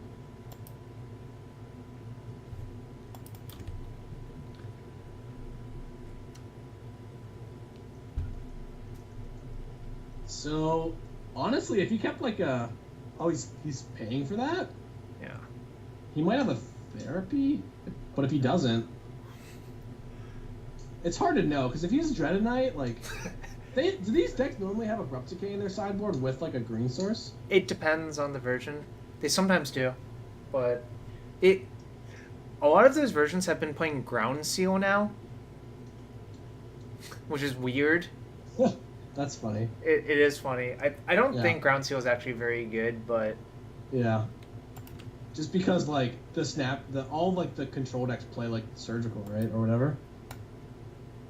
I think I'm just gonna pre-late on one. It just shuts off so much of his deck. Yeah, because he hasn't killed you yet. He's gonna have to like cantrip into it, or whatever. And if you go on 0, like you could just hit like a ritual heavy draw. It's possible that he's got Also, like, already, but doesn't have the I guess. The other thing about putting it on 0 is I'm not sure if he should have played it before the Canonist. He can just brainstorm away all of his artifact mana. Like like letting him cantrip means he can still do things, right? The post top where Abrupt Decay is less relevant. Okay. I think I'm gonna play Canonist. Yeah. Well, actually, if I play anything else, it just dies, right? Definitely play it. Yeah. Well, you could double port him, but like, if he could just drop a ball therapy or whatever, and what I was gonna say is like, it also depends on what we think his outs are. Like Sanctum Prelate on 1 prevents him from Dread Knighting you again. Yeah, that's actually a big deal. Which means right? your Canonist is like he might not be able to. What? Oh, he's got Pyroclasm. Ooh, that's bad. Yeah, that's pretty spicy. We're in trouble now. Alright. Can't do anything. Can't do anything. Yeah, that was gonna happen no matter what. It's possible if we knew that he had Pyroclasm, it's probably right to put it on 2. He was just waiting for a red source because it cuts off Infernal Tutor as well. Yeah, but I just didn't think our opponent would have Dread of Night and Pyroclasm, right? That's yeah, no, I mean he had us covered. Like it is what it is. Yeah, that was brutal. You're not actually dead. Like I would guess his hand is mostly reactive cards. It's not a very reactive. The one card also is sometimes they have Massacre. Yeah, I know, right? but it's really hard to play around that one. Well, yeah, you can't like do anything about it. That was a reasonable draw. I mean, better than like nothing, right? So this is like the situation where Stoneforge is actually really good, right? Because like, yes, good draw. Yeah, we want to draw Stoneforge here, I think.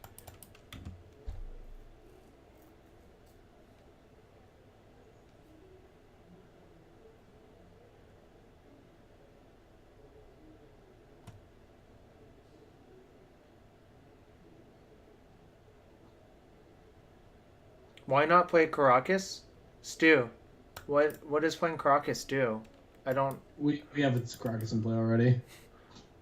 Wow, these guys in chat are just loving our land situation here. I mean, whatever. I'm gonna play a second Well, one. you could. I think he wanted you to play the Caracas so you could double port him, but like we know that he can't combo us or whatever. Yeah. Will Zoo ever make a comeback in Legacy? I doubt it. They could always. Oh, I forgot to port him. Shoot. I hope that doesn't get us killed. What if you just hardcast ad nauseum? It'd be funny.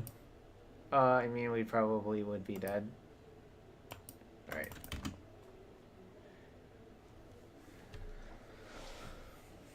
With a username like Kithkins, I doubt it is Sean's account.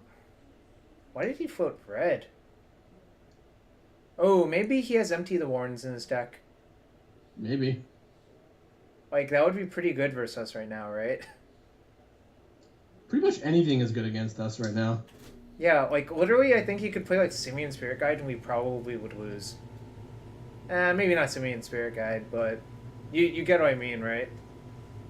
Yeah. Well, I mean, I hope that he plays Simian Spirit Guide. I'd be happy if that's his big finish here.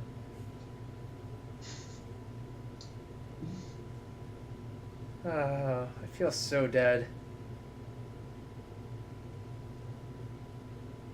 Alright, that's a good sign.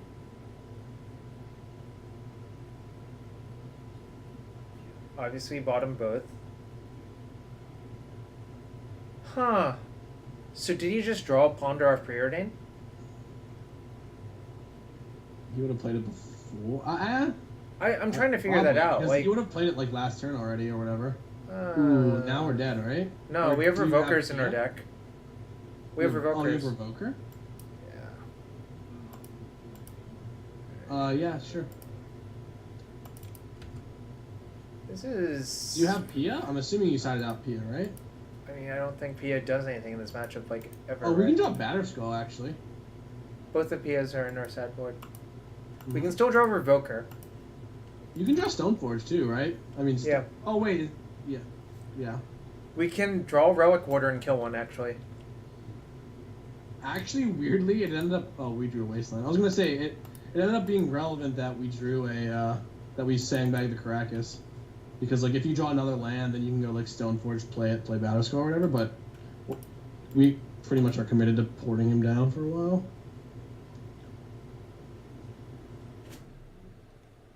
Can you guys stop trolling about the lands thing? I don't care anymore. The best part of the lands thing is they were saying that I was being results-oriented, and now they're saying, look, we're flooding out, which is kind of gas. I think the actual problem in this scenario is most of our cards don't actually do anything. And that's going to be true. Lands have actually allowed us to port, honestly. Scarab God. Scarab God? I don't know. This rest in peace. We could maybe beat a Scarab God, honestly. Doesn't the Scarab God just... Oh, nice. Doesn't the Scarab God just get Rest in Peace out and Caracas bounced every turn? Oh, you can Caracas it as well. Yeah. Dude, I saw a vintage deck that had the Locust God at one point. Vintage is weird. You can get away with all sorts of stuff. No, I don't think it was actually good, but... Well, what I said is, when I said get away, I basically meant that, like, people do that kind of stuff all the time or whatever. Like, put random cards in their deck and still win. Log T1... Because games of Vintage are very lopsided. Log T1, I'm sorry that I don't have the, I guess, EMA or whatever. No, Master Edition's Crocuses. These look... I guess... They look kind of... They're very bright. Yeah. They don't match your other ones. I guess they match... They have, like, the same border as the cavern. I'm going to name Human. And then we're going to start tapping off his lands. We're very likely not to win, but it's sick that we're not dead yet. The Locust God just makes 1/1s. Like, so the deck I saw it in was Outcome, so it would just make, like, 10 1/1s. And then they all have haste. So you actually just kill your opponent that turn if you draw enough cards. What the heck? I don't want to do that. I clicked on the bottom one instead of the middle one.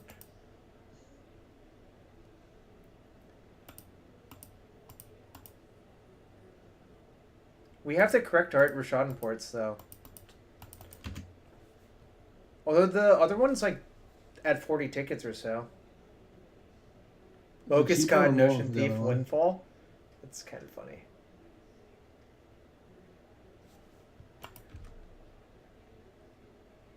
I wish you could just, like, look at the top 6 cards of our deck. So we could know whether to concede or not? Yeah. I mean, the way this game is going, I'm not actually sure what's in his hand. Maybe he's got... Maybe he has, like, could maybe Ad Nauseam you, but, like, would rather just wait. But that seems kind of risky.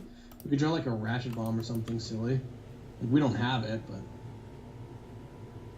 I think that he probably doesn't have a combo. Yeah, I wonder if he's got, like, multiple Pyroclasms and just a bunch of mana. And he's looking for... Or maybe he's got, like, Infernal Tutor and mana, but no LED. It's possible. Or the other way around, like a bunch of mana, but no Infernal Tutor.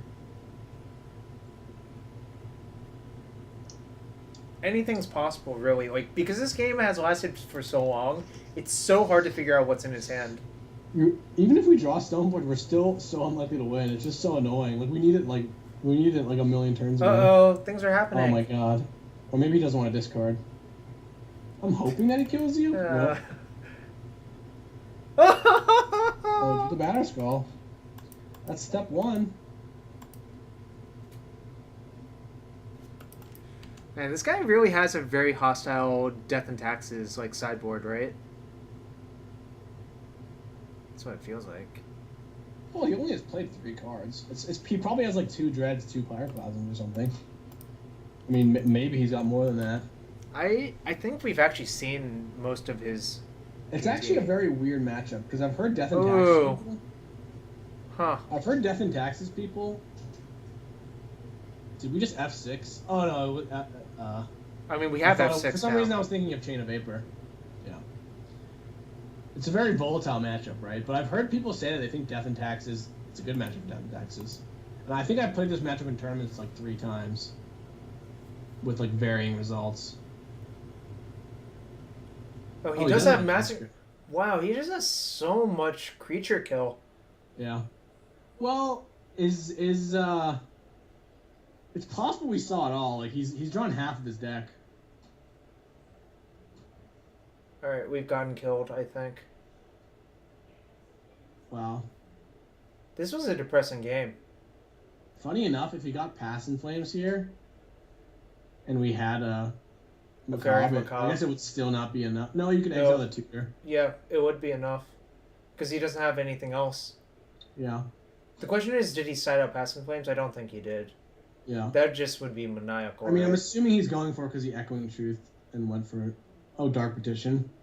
That he also might not kills even us. need it. He gets another Dark Petition. Or just an Infernal Tutor. Yeah. Or he's just going to massively overkill us. Also, that line does not play around Fairy Macabre either. Yeah, I know. He could have. He could have played around a second Macabre. Dark Petition, but if he got another Infernal Tutor, he would have played around it. Alright, I'm going to just make sure Tendrils is still in his deck. Alright. Obviously, this is really boring. Yeah, that's what I was saying. I wish we could just look at the top 6 cards of our library or whatever. It was like, we were like 1% or less to win when he cast the Pyroclasm. Or when he cast the second Dread of Night, I guess. Then we were really low.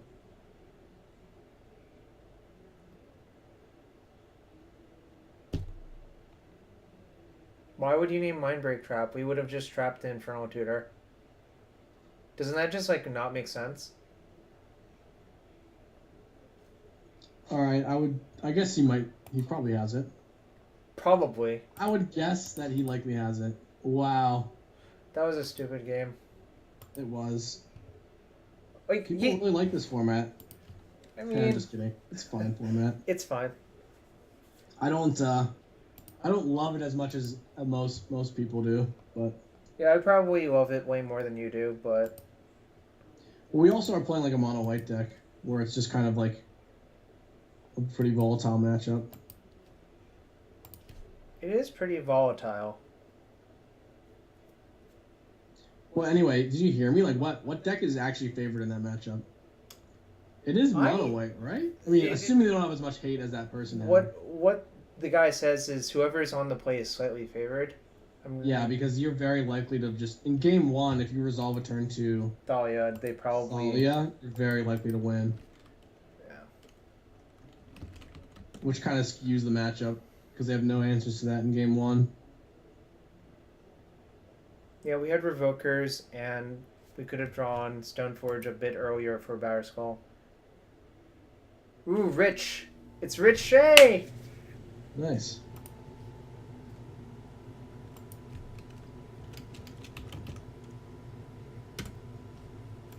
Alright. Seems fine.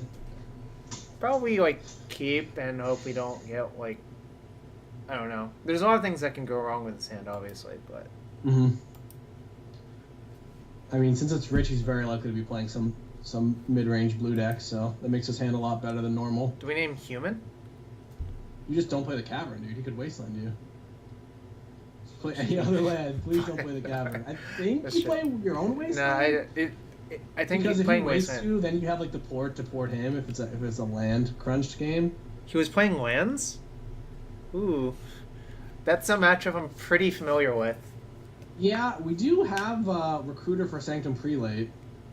That's If worse we than can recruiting ever for have enough Magus. Mana for that. You should just recruit for Magus in this matchup, I For think. Magus? Don't they have Punishing Fire? Yeah, only 4. Oh, this is They definitely only, lands. did you just say they only have 4? They Yes. only have 4 and red. Like, yeah. Because isn't the plan to get prelate on 2? That way they can't fire or loam?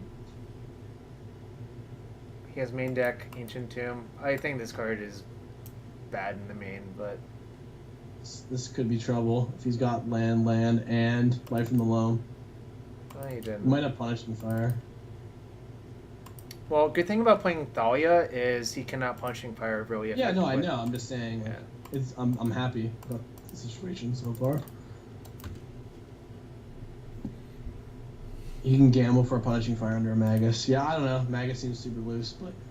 Rich is hosting me on Twitch, too. Expert. That's funny. Oh. Oh, wow. If he has, like, anything good, Yeah, we can just... waste him off Grove now. This is looking not great, boys. Not great. At least he doesn't have... Oh. That's bad. Wait, he already played a land, though? But he's going to get a life from the loam. No, he should just get that card. Punishing fire? Yeah.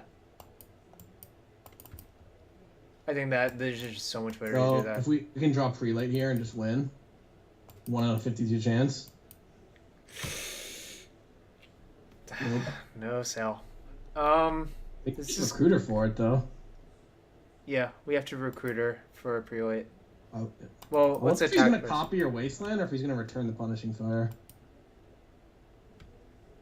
Does it really matter? I would actually rather copy Grove of the Burn Willows if I were him, I think. Yeah, it's just too slow because he has to lose a land, and then, yeah, that makes sense. Definitely makes sense because then, like, him just pinching his own mana is pretty bad. I mean, he actually theoretically could still have loam in his hand. I think it's a little bit less likely, but... Really? And he just missed a land drop? What, do you want him to just loam back the tomb instead of returning punching fire? I guess that's better. Never mind. Like, he's had 6 land drops, right? And he's only made 4 of them. He copied Wasteland. Interesting. It's more mana efficient. But because you're going to shut off his fire anyway. You could try to Mise you and Wasteland your Cavern. Well, it's not going to work, obviously, but... That play is actually really good if he drew another Wasteland. Mm-hmm. Like, I think definitely, like I said, it seemed very obvious that that's what he was going to do, but... Just because it's just so much more mana. He's going to waste your... If you drew another waste. Nope. So what is in his hand? He's got non-lands in his hand? It's probably a crop rotation and another exploration / mana bond, is my guess. Anyways, I'm going to play this prelate. Yeah, it's probably another exploration / mana bond. I'm not sure about crop rotation. Because couldn't he have, like... I guess he could have made a 2020, but that loses to Caracas. Making a 2020 is really not very safe versus this deck. And you have Swords to Plowshares, yeah. Yeah. So yeah, I put him on... I'll put him on a crop rotation. I like that. 2 explore. He could have 2 exploration in his hand. It's like technically more likely because it's possible that, not technically, but it could be more likely because he's in a situation where like he could have used it or he could have used it at some point. But so I want to not show him that for as long as possible. Except I kind of want to cast Flicker Wisp on Recruiter. Yeah, and get a Magus and just try to end it before he can do. I mean, like, plus Plateau tells him we that. actually don't have an answer to 2020 right now. So like I wouldn't mind. We can just waste, right? Well, what I mean is like he can waste your waste or tap your waste, right? Maybe not tap it. Well, he doesn't even have the stage in play anymore, right? I understand. Yeah, I know. Yeah. But what I'm saying is like, how do you lose this game? I think playing our stuff out is smart. Oh, we can Flicker Wisp the token. Yeah, but I almost never main phase make it because of that. It also just puts the most power on the board right now. I think this is right. Because that's a hard lock, right? Magus plus Yes. Sanctum Prelate in game 1. Oh, we're also at 22. We can bounce the token, and we could actually take a hit. I wasn't saying that like we were gonna lose to it. I was just saying that the only way I see us losing this game is to something like that. It's all right. It's been a loose stream, Akash. I'm not a legacy expert, and I honestly probably should be practicing standard or draft right now, but we're not. In with the loose Jarvis U. We're not that loose. We're only. Did you practice standard, or are you just gonna show up and wing it? No, I played a bunch. Okay, that's good. Sorry, I didn't mean to sound so accusatory. No, I was just saying. Sometimes I get burnt out. Legacy's fun. I mean, Legacy is fun. Plus, we are like technically playing a tournament of this format next week, right? Yeah, but you're not gonna play taxes, right? Nah, I just like playing everything, bro. I guess we want to play the Stoneforge afterwards. Yeah, this is fine. Wait, does he have a punishing fire in his hand right now? Yeah, but it doesn't matter. Oh, right. He returned it. Yeah. For some reason, I got scared for a second because I saw it was out of his graveyard, but... You know. Which one of these guys is Steve Rubin? The guy who's talking in the Skype window. Yeah, Nationals is gas. It's 6 rounds of draft, 6 rounds of standard. Alright, so we want Rest in Peace. Rest in Peace. I actually like this. You want the Fairy Macabre and the Lean and Relic Warder? Yeah. I guess the Relic Warder for sure. Oh, we want the Recruiter, I think, as well. Pads as well? Does he bring in Tracker? Yeah, he also only has 1 basic land. Yeah, I think you should cut some plows. He said replace STP with plows pads. Are bad because like 20 life is kind of annoying to deal with. I'm not sure if you want all the equipment. I think we can take out Jite actually. Yeah, Jite seems bad. And then we just cut 3 more cards. Maybe the Macabre isn't good. I mean, you are starting in Rest in Peace. I like it still. Is the Revoker good enough? Like, I know does it shut down anything other than Mox Diamond? You can sometimes say Molten Vortex.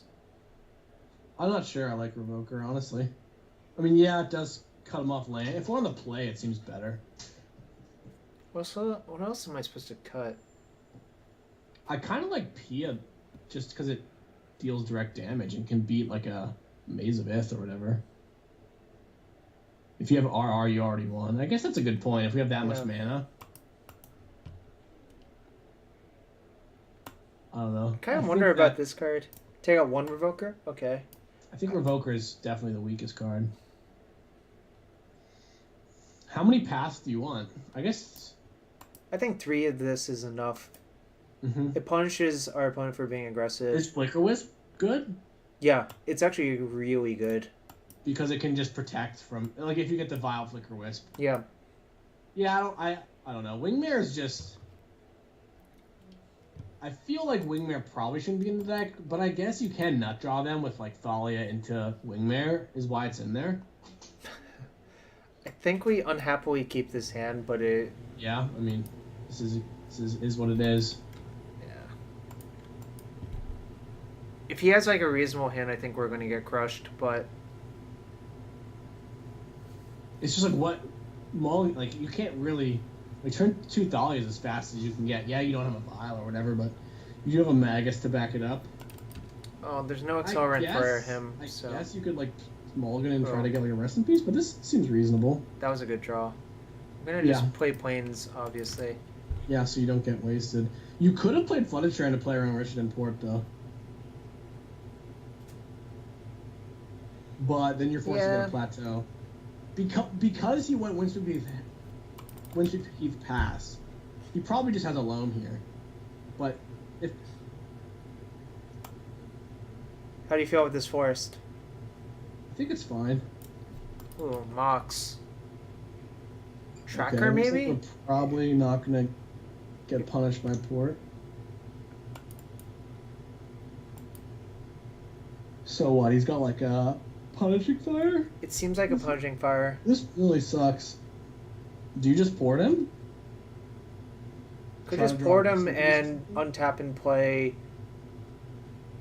He could have a crop rotation technically, but like that doesn't really scare me. Think about like what hands does he keep that don't have a loam and don't have an expiration? He almost certainly has punching fire in his hand. Yeah, I would bet a large sum of money on that. You should just port his Grove this turn.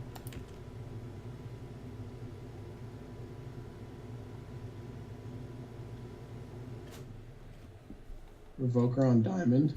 No, the problem with playing Revoker is he just floats a red and punching fires our guy. It's just so sick. I think we have to try to draw like Rest in Peace or something. It's okay if he spends 3 on punishing fire. I mean, we could just do this instead, and I think we're in... Yeah, I don't know. I disagree, kind of. We need his fire in the yard. Whoa. Is he going to make a 20-20? Well, if he does, that's bad for us, but, like... Oh, he might just cast Light from the Loam. Ooh, this is actually bad news, too. Yeah. This is, like, one of the best cards in this matchup. Wait, oh, shit. Is Clue a card? Can you name that? You can't name it. It's not a card. Null Rod is the only real way to answer these clues. Yeah, it's really funny. It reminds me of Llanowar Mentor. Have you ever heard this story? Yes. No, I know this. Yeah. And also Gold Medal Harrier. Gold Medal Harrier, yeah. No, Llanowar Mentor, you could revoke her because Llanowar Elves was already a card. Yeah. Oh, maybe it was Gold Medal. It was Gold Medal Harrier the card didn't exist yet. Now, Sanctum Prelate. I think we have to play Prelate, right? Yeah. Do we fetch Plains? Don't think it really matters that much. I think it kind of matters. Yeah, maybe we were supposed to cast Dahlia and just hope he didn't have Punishing Fire. Yeah. But if he has it, like, it obviously feels bad now that, like, he had Tracker. I think he just drew the Tracker. He might have wanted to play it with a land, but yeah, that's against you. Yeah. Man. Okay. This is kind of bad for us. Yeah, no, it's really bad for us. But like the Tracker it's just such a good engine card. Yeah. Alright, well, he should crack... What the heck? I would have cracked one clue, I think. It's possible he's trying to hold up, like, Punishing Fire plus return it or whatever. Well, how can he Punishing Fire? Oh, but he can't, yeah. I think I'm just going to attack for 2. Hope he doesn't have crop rotation. Yeah. I don't think we really get anywhere by trying to play around. Actually have a crop rotation. Well, if he does make a 20-20, we can at least Flicker Wisp it second main this way. It's like really risky for... Even if he had it, he might just wait, honestly. Yeah. Because you could have Krakens as well. Hoping Rich was streaming so you could see both sides. Yeah, that's fair. I think I want to play Magus. Okay. I guess I could revoke her. Fetch lands. You could also play Flicker Wisp and Thalia. What? You could also play Thalia and Revoker. I'm just trying to shut him off mana. I think I'm gonna just play Magus. And yeah, I like Magus. I like Magus too because then you can't like. Right, we can't get cheesed out as easily. Yeah. Like, then we just have to deal with this. What are his post-board answers to the Sanctum Prelate? Like a Molten Vortex? They sometimes have Drop of Honey. Drop of Honey? Which will slowly mow down all of our creatures. The Sanctum. Yeah. Yeah, the longer we wait, the closer he gets to 2020. He might just go for 2020 here, frankly. Yeah. Ooh. So he's going to go for it, and we're going to get killed? Yeah. We couldn't do anything about it anyway. Yeah. The only thing we could have done was played a Flicker Wisp, which seems bad because we're spewing our like only answer. Well, the problem is we just give him time, the Tracker will just bury us anyways. Yeah, right? I understand. Yeah. Dude, I'm just saying like the only thing we could have done to not die to it is play Flicker Wisp, and it just doesn't. That play is just never good. All right, I'm gonna concede. Rich basically had us covered on almost every angle of that game. Yeah. I think I want one more plow in my deck. If we would have won if we played Thalia. I want one more plow. Trackers, I think you want some number of Swords of Plowshares. I'm gonna just take out the second Revoker. Revoker could be I guess Is it's that on the play? sort of better on the play, right? Is Fairy Macabre actually good?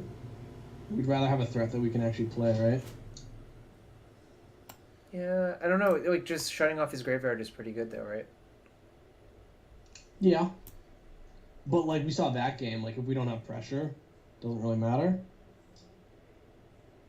I think taking this out is Yeah, sort of maybe you don't ludicrous. need the Revoker. I don't know. I'm weird, and I think Revoker is, like, bad. And I always want to side it out. Yeah, I think it's too good not to... Because it's just, like, it's only actually going to hit anything, like, half the time or whatever. Like, when they have the Mox Diamond and also the land. Like, So, there might even be less than that over the course of, like, a game that's going to last, like, 4 relevant turns. Frankly speaking, they only have 2 trackers. So I think having the 4th plow is kind of bad. And you'd rather have just not have the 4th effect of that. Okay. I think it was just our hand lined up. I would have been really good that game. Yeah, it would have, but I think that might be results oriented thinking. Yeah, no, I know, yeah. I know. I was literally going to say something to that extent, but I think that if he's on the tracker plan, it's like not unreasonable to have a plow. But I also, at the same time, we need enough pressure, otherwise, he's just going to beat us late game. Yeah, if it gets to the late game, their deck can basically just punching fire you 20 times no matter what. Like this hand, it's nice to have the Revoker for sure. Yeah. Just have another dude does, but if it was like a plow, this hand is like a lot worse. Well, so we can get SoFi and sort of disguise the fact that we have Skull in our hand, but because it's not actually that obvious that we would get SoFi first, right?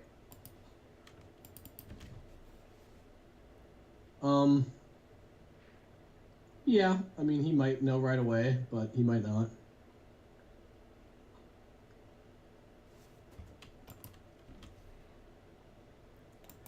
So, this is interesting. He mulled and kept on top. Yeah. Kind of makes me think his hand contains a crop rotation.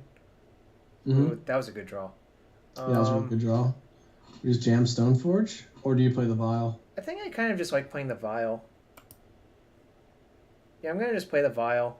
Well, if you play the Stoneforge, then you can, if you don't draw a land, get the Batter Skull into play next turn. I'm not even sure that's like even really that good because of mazes and stuff. So. But aren't you happy if he like plays a maze? I don't know. Not happy, but like you're not really. Oh no, I think my plan is to get it 1-on-3 and 1-on-2 and just really make it hard for him to actually do anything. Mm-hmm. Yeah, no, I think that's fine. Yeah, so I just think that there will be like several opportunities down the line for us to play this Vial.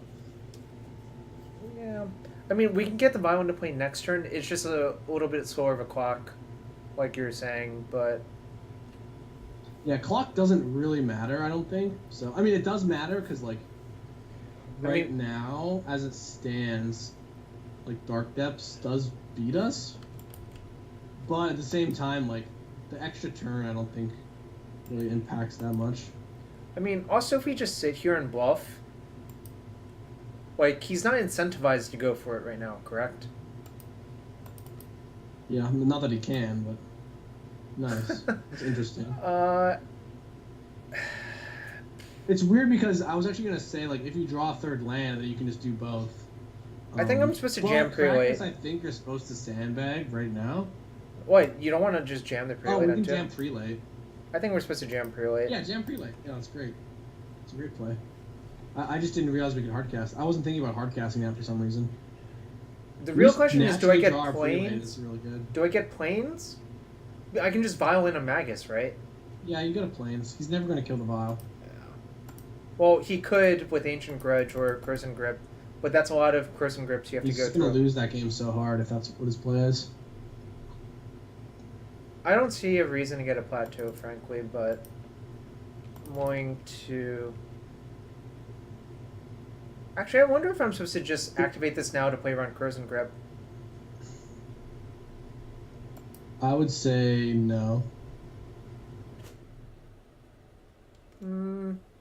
Just spews information, putting the Stoneforge in play.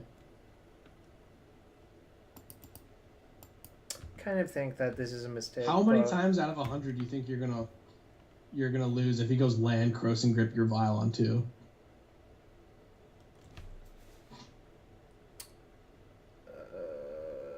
I'm not sure. I guess. Oh. He has the Yeah, correct card. I guess getting a plateau is like the thing is you might want to get the Revoker in play this turn. Like if he had a Mox Diamond, right? That's weird. Why is he playing this card? I guess it's actually pretty good if we don't have Rest in Peace, right? Yeah. But you see what I'm saying? Like if he I don't think he has a Mox Diamond, but he could have one in his hand and then short on lands the entire time. But this is nice. Can he beat a Prelate with a Fire and Ice on it? Like he's got Barbarian Ring or whatever. Drop of Honey can still kill it. Yeah. Like that. Drop is actually pretty good in this matchup if you have a bunch of mazes, because what actually happens is you can sit behind your mazes and slowly kill off their creatures. Nice. Alright. So I'm pretty sure since we drew the land, I think we jam. We SoFi, yeah. I was gonna say if you don't draw the land, you just like play it slow with Batterskull or whatever, but nah, just getting more disruption is so good in this matchup. Yeah, you just want to draw cards. Yeah. We have so many draws just end the game, like Flicker Wisp. That's pretty good. Well, he can just bounce it, but I think we're supposed to just put it into play right now. Yeah, just tax him for a mana. It is Prolate, yes. Yeah, like he's just so mana short this game. He didn't have any acceleration. Yeah, kind of the problem with overmulling in this matchup for acceleration is you actually need your cards because the games go really long. Mm-hmm. Like, in this matchup, if you don't get an engine going, I think you will lose. Yeah, like the mono white deck is kind of slow, right? Yeah. Alright, there's a maze. It's possible he had maze last turn, but he just wanted to sandbag it. Well, he couldn't cast the Crucible with the maze, right? Yeah, Costs exactly. 3. I don't think we couldn't cast the Crucible and play maze. Yeah, Rich has been playing lands off and on. I think we just leave these where they are. Yeah. There's only one 4-drop in our deck, and it's Palace Jailer. You only have Palace Jailer. Yeah. Right. Even though he's Jitty. I hate that pronunciation so much. It sounds so dumb. Alright, nice. So we just try to go as wide as possible here, I guess? We could just put it on the Stoneforge, right? Which forces... And then he's just gonna maze that. It gets in 1 more damage. And then we can just activate the Batterskull anyways, right? Yeah, that's fine. I'm trying to think... But then you can't play the Revoker and Violent Thalia. So I think you shouldn't this turn. Okay, so just attack it's like with these 1 two. damage, but because you get to play like he's gonna bounce the Thalia, right? And then you can play 2 things. Basically you have 3 2-drops, and you want to play them all.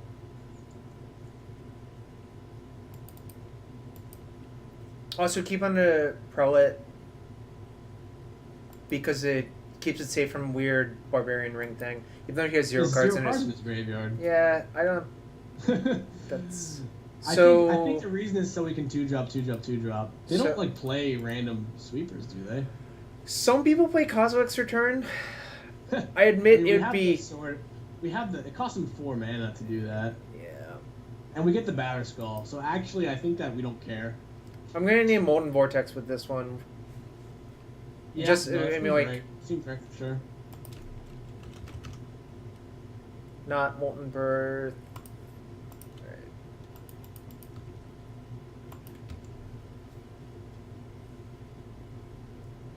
Is this our last match? It is. Oh I mean... my god, nice.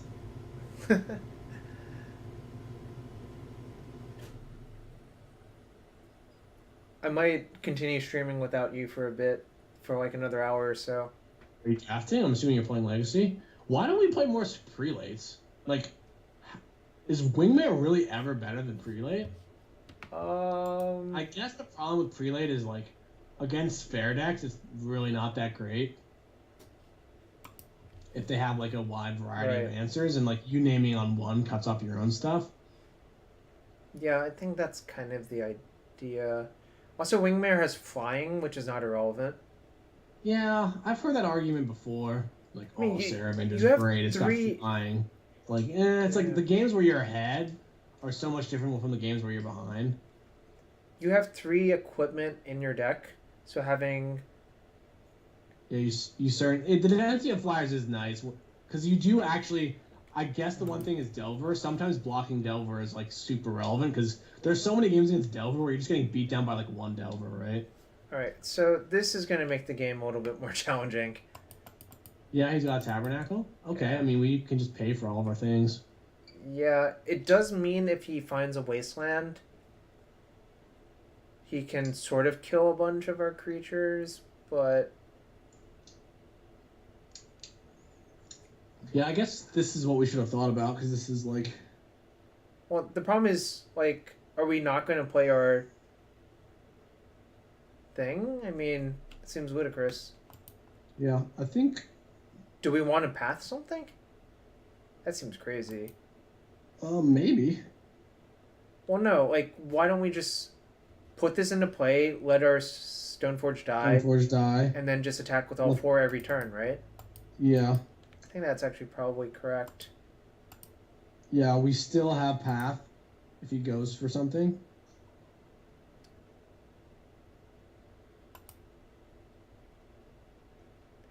Cropping for tab on my end step do anything? No, but he wanted to replay the Caracas with Crucible. Yeah. So I think that actually makes sense.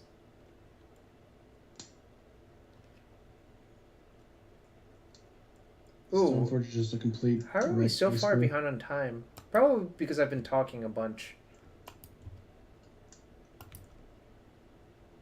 So, do we die to crop rotation? If we, I think maybe we're supposed to sack, like, leave up Path somehow. Can we do that or no? We can sack the Revoker if you really want to. Well, let's think about the clock. Like, he's at 12. Alright, so what happens if we Why let... don't you just sack the Thalia and the Stoneforge? Like, he's got the Caracas for the Thalia. No, if he has crop rotation, he can just make the 2020... Wait, hold on. Crop rotation costs 2 mana. Yeah, and you have the Caracas. We can't Obviously. get 2020, right? We have the Caracas and a Path. What I'm saying is, like, I just don't feel like we can't get 2020, so maybe you do tap out this turn. Yeah, I think we tap out this turn. So I'm going to just let the Stoneforge die. Yeah. And then for the rest of the game, we can hold up Caracas / Path or whatever. I don't know. Yeah. We just want to draw lands. Look, sacrificing Thalia I don't think makes any sense, because if he Caracases it, we can just put it back into play off Aether Vial. Yeah, I think what you were supposed to do was just Caracas your Thalia at the end of his turn. Oh, that's actually kind of cute.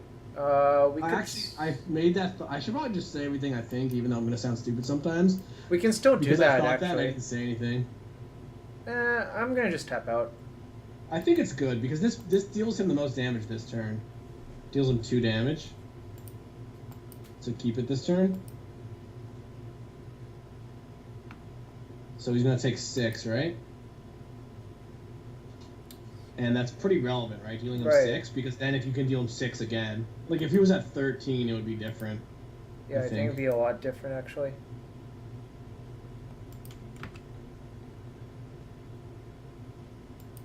I kind of hope we just draw a Flicker So it was Wisp. not right to crack as our own guy, then. I think we did everything proper. I think I want to draw Flicker Wisp. Yeah, it's our best draw. Or just a Plains. It's also very good, right? Land is good. Or Wasteland is insane. Wasteland is like, Yeah. Ironically, better I just than wouldn't Flicker snap Wisp. off the Wasteland. I would just waste his Tabernacle end of turn. I think. Well, then you can just replay it on his turn. Well, then he still can't, like, do anything else. So, if I were rich, which obviously I'm not, I think I would stage the Maze of Ith this turn. Instead of bouncing the Thalia, it saves him a lot of damage in the long run. Yeah. I think essentially You're going to have to... Do I just let this happen? Punishing fire here? Well, we have free weight on 2 still. Oh, right. I don't know why. I've said it like 100 times and I'm annoying. I'm trying to figure out if I'm supposed to violent another Thalia. Thalia. In response. I don't think I am, but I don't think so. Yeah, I was I considering. really don't think it does anything. Yeah, I was just considering it. So Rich takes... The only thing it shuts off is crop rotation into an Orborg and then copying something. There's no Urborg in most of the lists. I mean, well, I thought... I'm pretty sure there isn't. So should I just put it into play again? I think so. Yeah, I think so too. It's really bad versus Kozilek's return. Actually, both of these survive Kozilek's in your hand though, so it's like only mediumly bad. But yeah, it's kind of bad. Yeah, because then you don't get the 2 damage in or whatever. Right. It's just like he has so little mana this game. It just seems weird to let him go into his main phase. He's gonna crop rotate away probably. The state itself? Wow, he's just going way down on ways of winning. I guess he's all in on this Tabernacle. Oh, this actually makes sense. I forgot that he has got the Crucible, so he can double waste you. Alright, so we're going to let these 2 die. Yeah. Because we're getting wasted again, obviously. The Toots are in clock still, and we have a Thalia. Like, maybe if we draw a land. So I guess he still has the Krakus. The problem with this line for him is that it doesn't actually kill the other creatures. Yeah. Because, like, we have planes in our deck. What else is he supposed to do? He can't really make a 20/20, because now you're at 25 life, so he can't even really attack with it. Nope. This was just a hard game for Rich. Yeah. Mainly because he didn't have an engine going, I think, is the problem. So we just really want to draw... So we let Thalia and Revoker die, right? Drop. We should have let these 2 die, right? Mm-hmm. Yeah, that's correct. He's dead to Flicker Wisp, also. He's dead to Magus. There's a lot of things that kill Rich. I'm now wondering if we should increment to 3. I don't think we should, but... No. Because you want to be able to put the Thalia in play, that way he can't kill a Magus. Yep, it's true.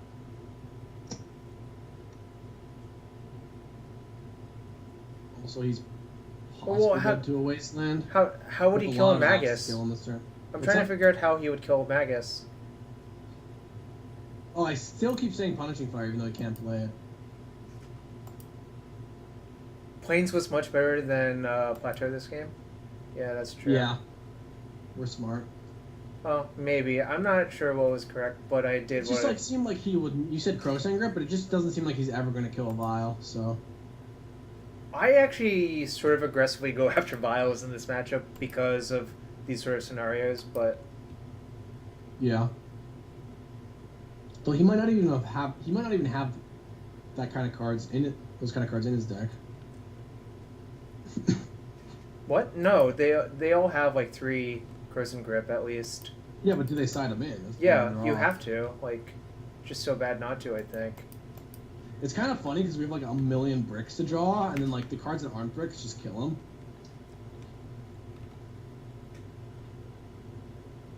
Do I just put this in now? Possibly. What does it cut him off of? It cuts him off of... Actually, it doesn't really cut him off of anything, right? Well, he can crop rotate into another maze. He could... Which he can already do. We can do it on his upkeep? Why is doing it on his upkeep good? Because he's got the Krakus in play. Alright, I think that's probably correct, actually. Yeah, I don't see it doing anything else. Like, you just have lethal in play. I can't really imagine what he can have. Like, obviously he can get out of it with another maze, but I think just preventing him from putting as much disruption in play when he's dead next turn is pretty nice. Especially because even if he does draw a maze, like, we still have Magus or Wasteland or whatever. Or even Flicker Wisp kills him. Yeah, Flicker Wisp, like I said before. So we have like 1,000 outs to end the game on the spot. Not 1,000. I think we have like... Also, Plains is really good if we draw that.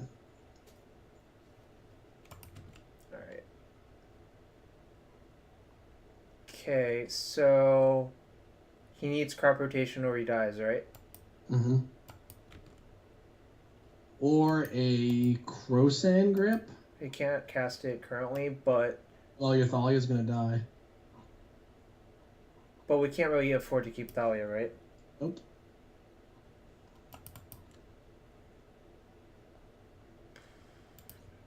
Killing Thalia seems bad. Let's pay for the other two.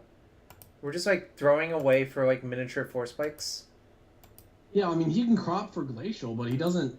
With the Sanctum Prelate in play, like the Glacial just doesn't do anything, right? Ooh.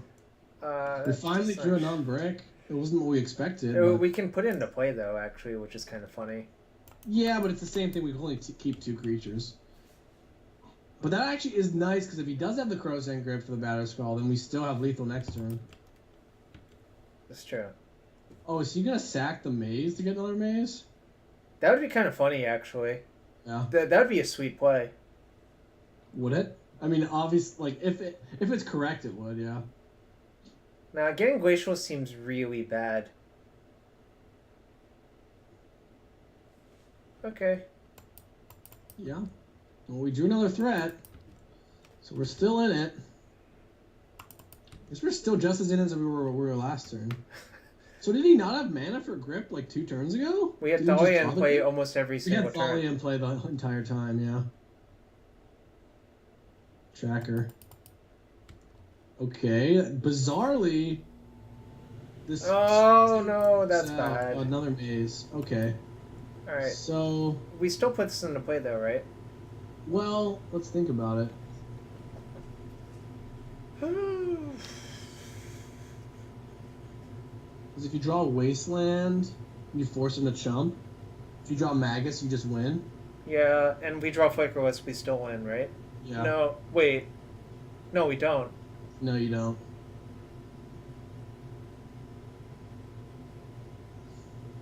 I think you wait.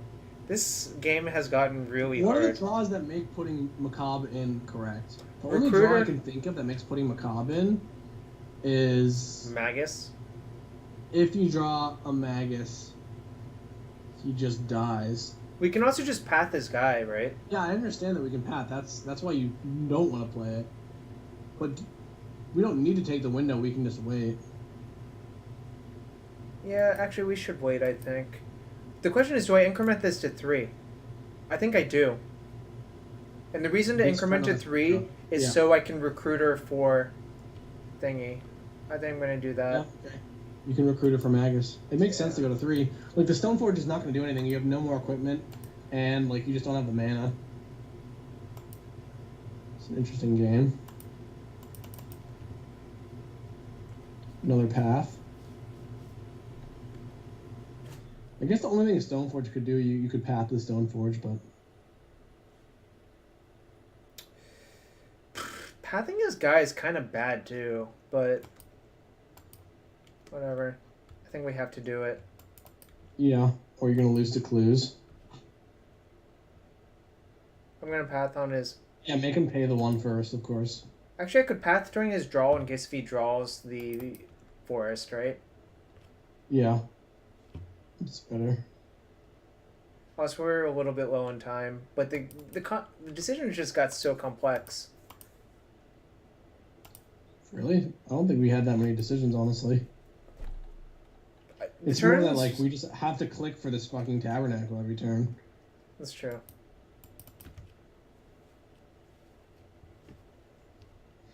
So, yeah, we're just the same. We have, like, the same outs, though we have less outs than before, right?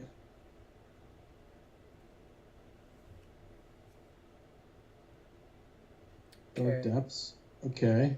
He can slowly rebuild that every turn, though, which is unfortunate. Yeah. So if we draw Magus, we win, or the tutor thing. So we should try to draw that. This is going too late, real quick.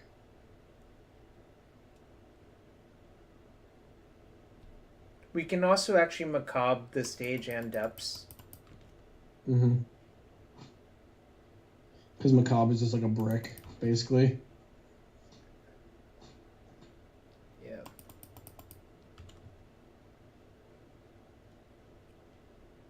It's an exciting draw step.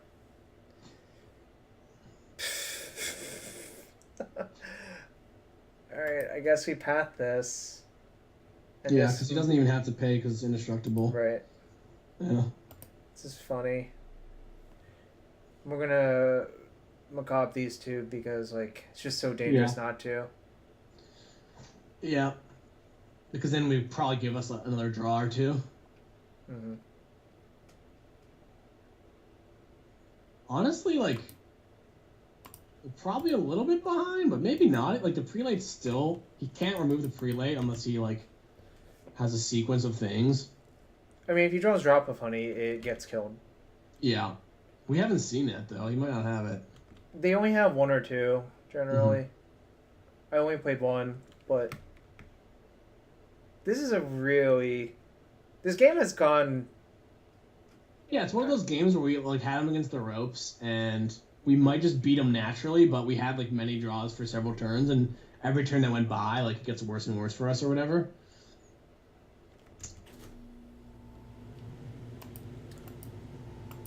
Barbering wouldn't even be good for Rich here. Alright, I'm gonna just always yield now.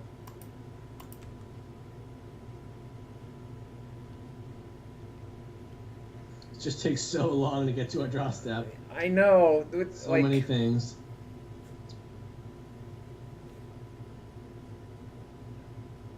Great. Okay, that's a somewhat relevant draw, I suppose.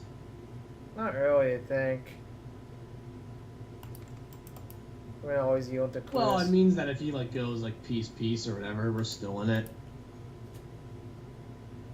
It's like you have a million cards that do nothing, and that's a card that doesn't do nothing. It's true. It doesn't do nothing. Now, Null Rod, that does nothing. Schadenport. The Schadenport. Actually doesn't change anything, really. Yeah, I mean, it makes it so your path is worse, but he's 2 pieces away. And our outs are still the same.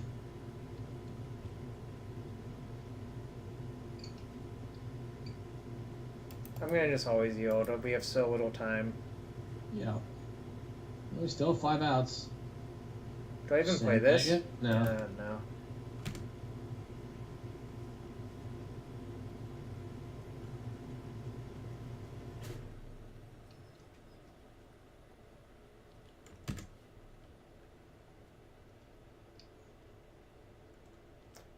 Actually, I guess the Crucible has been pretty good this game.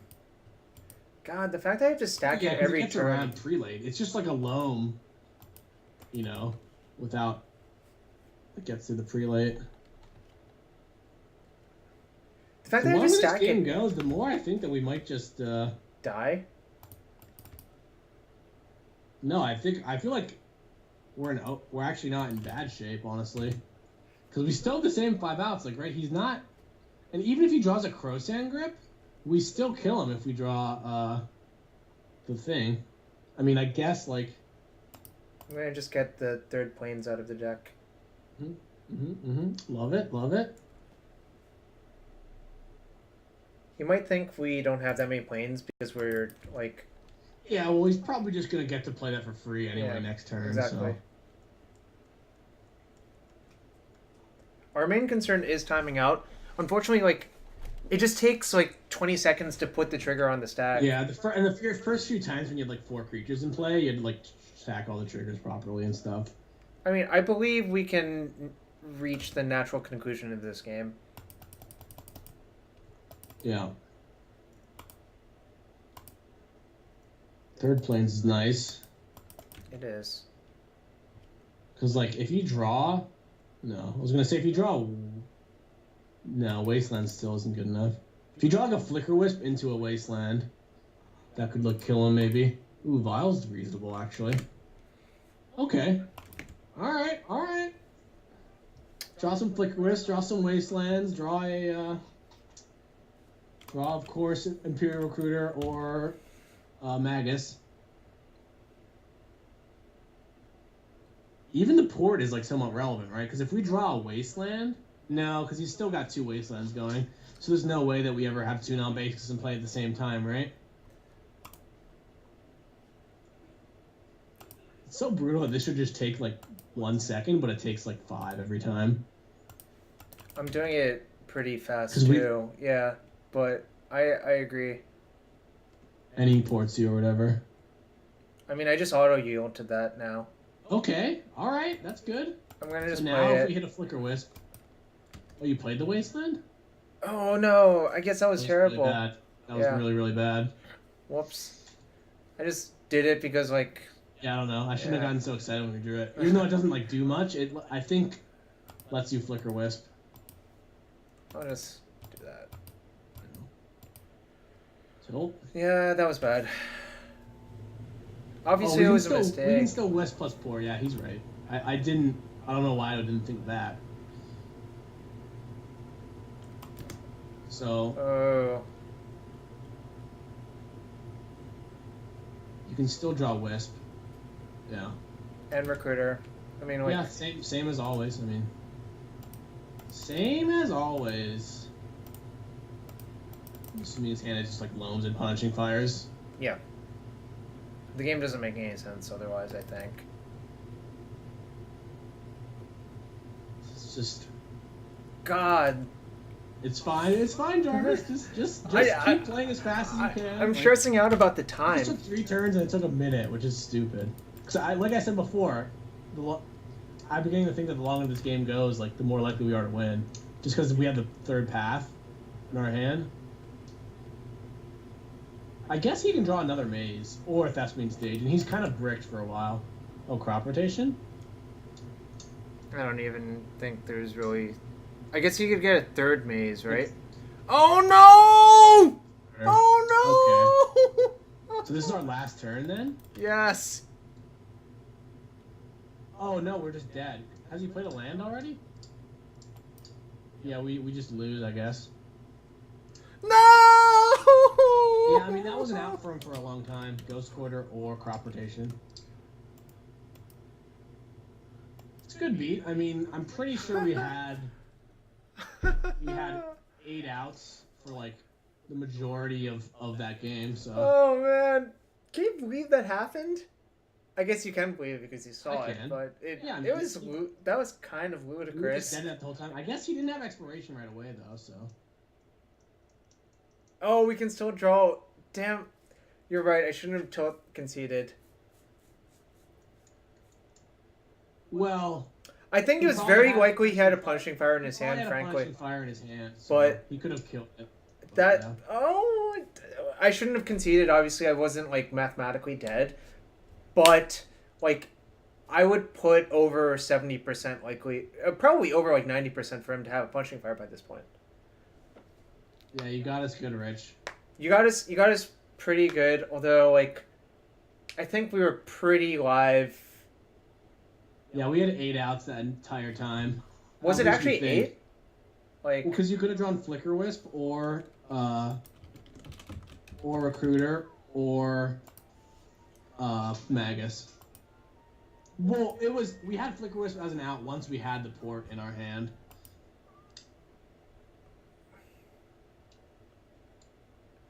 Yeah, but if we were on the mono white deck, we don't just auto win that game one via Magus. All right, I think I'm gonna go eat dinner. All right, good to have you. I'm probably going to stream a few more matches until 9. Thanks for having me. I know that I'm not the legacy expert, but it was kind of fun. Our last 2 matches were really fun, or maybe the third match and the 5th match. The first 2 were kind of lame. Yeah. Also, like, I think if you were playing against mono white, you could slowly ghost quarter them with like Crucible plus 2 explorations kills their lands really fast. It wouldn't have taken you that long to ghost quarter out a mono white deck with 2 explorations and a Crucible. Steve Rubin is going to Eternal Weekend. But mono white has more Sanctum prelates, right? Yeah. Like mono white has more than 2 because they can't recruit for them though, so it's kind of like the same. No, they can. Recruiter of the Guard. Oh, they play Recruiter of the Guard too? Yeah. Okay. Yeah, maybe we were supposed to path a creature for. I don't know which tournaments I'm playing in yet. I'm probably gonna play Legacy though, and I'm probably gonna play a Leopold deck. Leovold's really the strong. last time I went X3 at like with the Ben Friedman like Snapcaster 4-color Leovold deck At Louisville. at the last GP I went to, and it felt pretty good. Oh yeah, you dropped from the Legacy GP to play the Limited GP at Vegas. Oh yeah, that did happen as well. I was X3, but I dropped. And then with you made the blue-white finals deck. of the Limited I actually GP. think that deck is like reasonable. Yeah, it's obvious- reasonable. I think that those Leovold decks are just so much better because they can actually win the game. Where like that deck is just an adventure trying to win the game. I was winning the crop rotation for a while. Yeah. Ooh, yeah. It smelled like he had a crop rotation since turn 1 because he went Grove Go. A lot of people get greedy in Wasteland there, and you just get so blown out by crop rotation. Yeah, that was a good game though. Yeah, it was a good match. It was a good 5 matches, except for when we got stormed. Steve is talking about blue-white miracles for Vegas. He actually liked it. He didn't like only having one mentor though, correct? Yeah. Though I like the idea of sideboard mentors because they board out like the things that killed him. So Yeah. I don't know. I don't even know if anybody plays that deck. I haven't seen anybody playing that deck. I think it's lost probably. Well, I'm not sure how bad it is, but I think the Leovold decks just got a lot more popular, right? Yeah. Oh, yeah. I mean, Leovold kind of shuts you down, but you do have a lot of counter spells in your deck. So I'm a fan of 4 mentors in the main deck and just jamming all of the card draw spells, but I realize that's not a popular plan. It's just kind of weird because in game 1, like all these decks have like Kolaghan's Command and Fatal Push and Bolt. Right. And you'd rather just have like Entreat the Angels and Jace to win. Like I played 4 Jace instead of 3. Anyway, that's another day. Yeah, but so, you're battling this weekend. If you ever played that deck on stream, I'll join. The blue-white deck?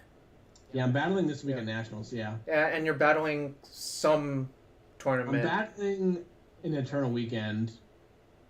Yeah. I don't know which tournaments I'm going to play, though. Probably both, let's be real. But, yeah, like, I have to get a deck. It's, like, an ordeal for me. Don't you still have the Vintage deck that you always play? I have Vintage Dredge, yeah.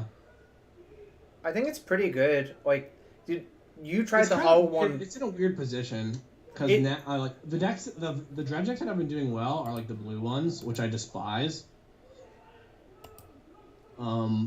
Just because I think that, like, your sideboard plan of sideboarding into a Dark Depths deck just loses to any actual draw from any deck. But, like, you're hoping that they have a weak draw because of hate. I'd rather just fight through it. Most of the Vintage Dredge decks don't board into that plan anymore. They board into Hollow Ones and Anglers. Yeah, I have Hollow Ones, and they're good, so I think that's good enough. Hollow One and Angler, or just Hollow One?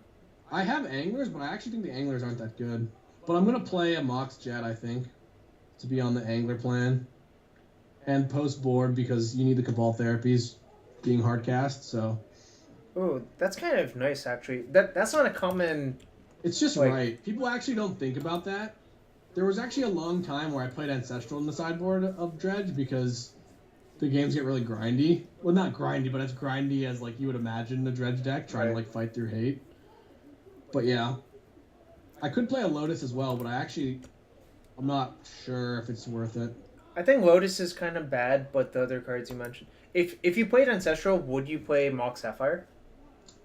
I don't think so, no. I think I'm just going to play a Jet, just because of the for the Gurmag Angler plan. Mm-hmm. I mean, so... I'm really not sure if Angler's good. Hollow One is disgustingly good. For what's worth, at E7, the old Sun Titan Dredge somebody deck... won with Dredge? That's gas. And also the last Vintage Challenge was won by Dredge, so there might be a little bit more hate than normal, but I think that's... Like, but Hollow One is like the perfect card because you can just win through hate. I've been playing it on Moto and just winning like with two. If you draw 2 Hollow Ones, like you usually just win. So MT Master J, Hollow One still sees you discarding the cards. Yeah. So you can still cast Hollow One under a Leyline, which is I just have to basically the only thing I need to decide for Dredge is whether you should play main deck Leyline or not, because it helps you against other dredge decks. Oh yeah, it's great. If you expect mirrors, then that's The actually problem pretty is good. a lot of the like Leyline can be disruptive against a lot of decks, but now that like the combo deck is like paradoxical outcome, normally they just beat a Leyline. Yeah, they just like draw their deck and kill you, right? I'm actually pretty excited. I'm definitely gonna play the vintage. I mean, I might as well. Yeah, I mean I love vintage dredge. Such. Are you gonna play Unmask? No, it's actually like just. I love that card for a while, but it's just too much of a liability. I think. Am like, I 100% down sure? really low, and then it doesn't. You don't have enough black cards. Am I 100% sure of Hollow One working under Leyline? I'm 100% sure. Okay, Steve's 100% sure, and that is frankly good enough for me. Because if you can't trust Steve, honestly, who can you trust in this world? Yeah, obviously Angler is not good versus Leyline of the Void, but, you know. Okay, maybe I'm not 100% sure, but I'm pretty close to 100% sure. Alright. I suppose you want to Head out. head out. I enjoy this little talk at the end. It's a nice talk. Hyping up the vintage game. Yeah. Oh man, you can see my... Dude, I kind of think... Where do I find this dredge list from Eternal Week extravaganza?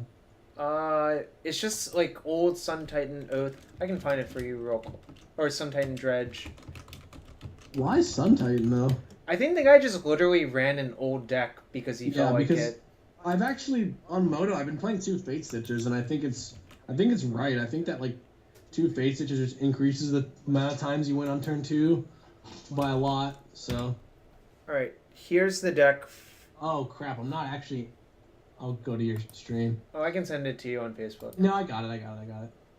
Oh, but I'm gonna join the chat room after it's already. Yeah, then I'll just send it to you. That is the list that won EE7, and it's really just an old deck. You can tell it because it has City of Brass instead of Mana Confluence. That's pretty funny. Yeah, I mean I think he literally just took the 2011 Vintage Worlds winning deck. Yeah, and he has Flamekin's out, but not Kulligan. So yeah.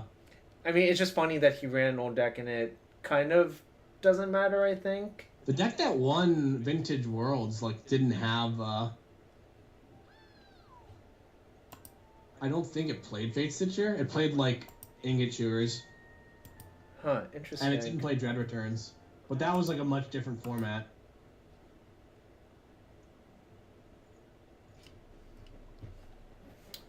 Yeah, I think that Fate Stitcher is right. Oh, Mark told Glackkin to run fair. his list as a joke. That's kind of funny, actually. Just run the Dare You to Play My Deck from 2011. And oh, is this the deck that won Vintage Worlds? in 2011, yeah. I swear that deck had main deck Ingot Chewer. Maybe not. Well, also, it's kind of a lie because the sideboard is different. God, he doesn't play Ingot Chewer? That's just insane. No, but he has Hollow It's Ones kind and of- Anglers. Yeah, I know that he's got Hollow Ones and Anglers, but you still should play the old Hollow One Serenity combo. Yeah, Hierarch Noble was in the commentating booth of EE. And actually, he will also be commentating Eternal Weekend. Mike Noble. Nice. Good dude. He has also played Noblefish because his last name is Noble. You just gotta do it, you know? Yeah.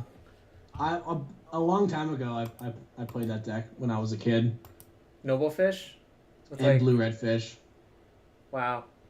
That's like forever ago.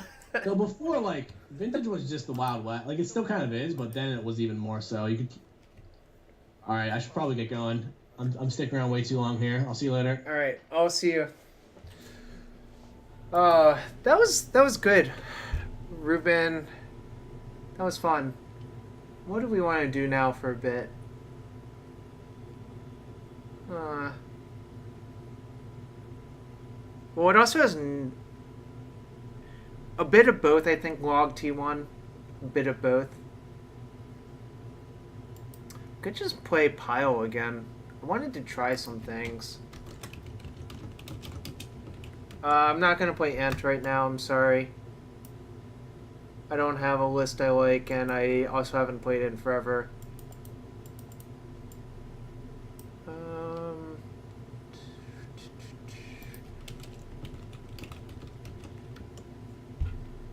Pile's so boring. I guess it is kind of boring.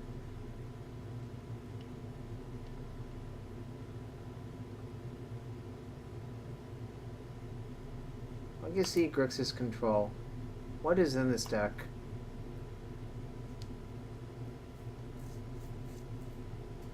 Pro player, I don't know, that doesn't make any sense because you're still discarding cards, they're just exiled. I mean, that just is really, really baffling.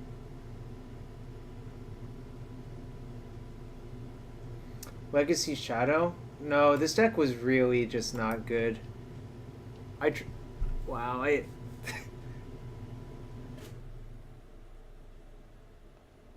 also have like 40 minutes.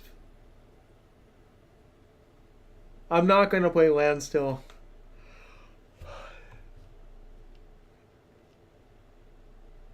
Alright, what happened to this deck? Your uncle works for WotC. Alright, I'll play one more league with this deck. Oh, I'll play a few more games.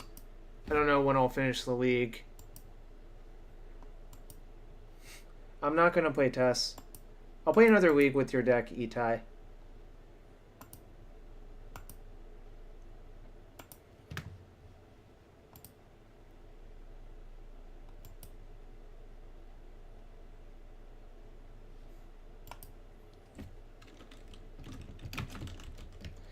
I don't own... Well, actually, I'm not sure. I don't think I own Black Red Reanimator. See, Mike. I don't think I own Black Red Reanimator. Oh, Rubin's gone. I should probably take his name off.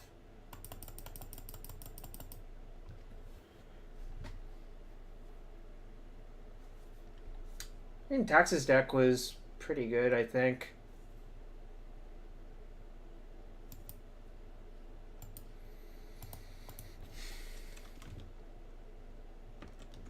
No, I sided in the Recruiter inverse lands. I sided in. BR Ape Simulator. Oh.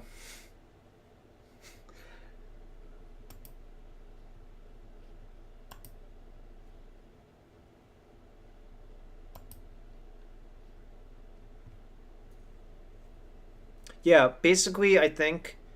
I mean, Recruiter's just... It's a reasonable card. I mean, yeah, we got unlucky, but stuff happens. As Steve Rubin leaves, you should bring in Rubin Wrestler. Not gonna do that for now, but, you know.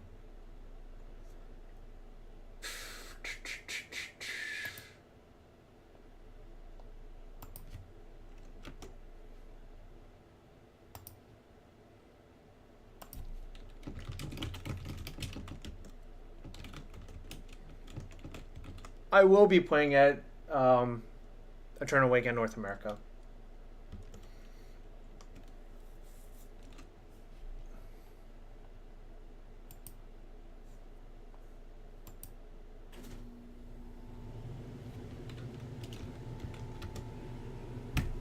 I'll also be playing Nats this weekend, log T1, so...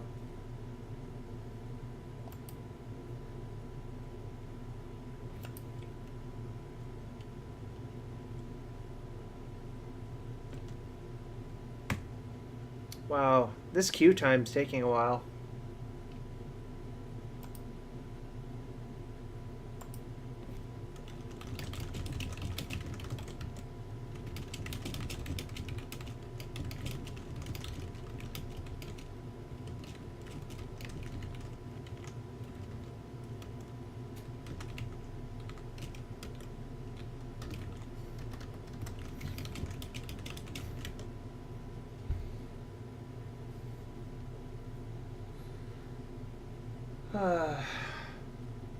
Everyone is afraid of us.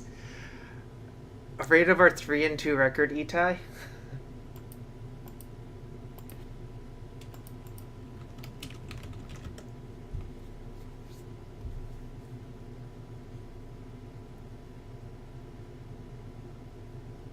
Hello, take your time. Doop-de-doop. I mean, they are really afraid. Look at the queue time.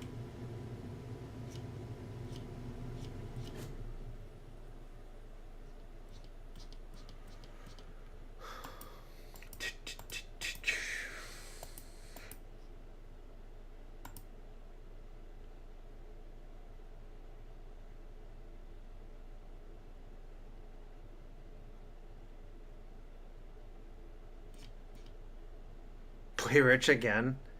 Nah. I mean, if we queue against him, obviously, but...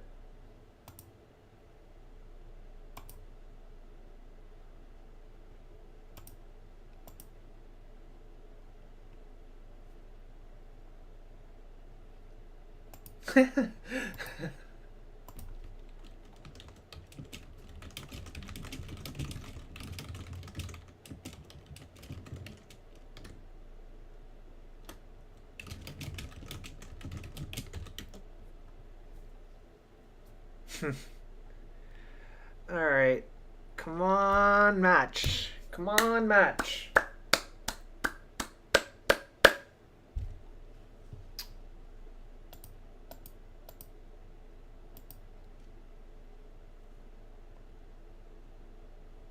Five minutes and counting so far. This is kind of unfortunate.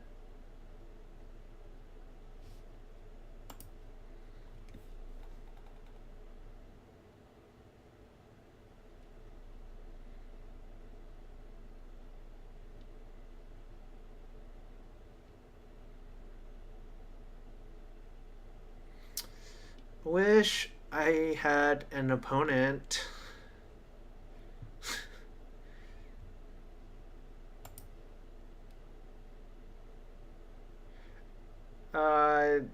This is not that common.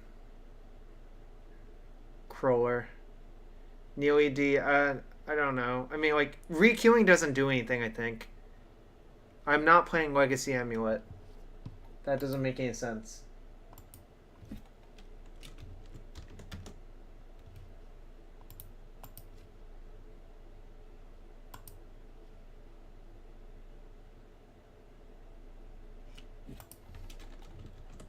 Ooh, an opponent. Aaron Relentless.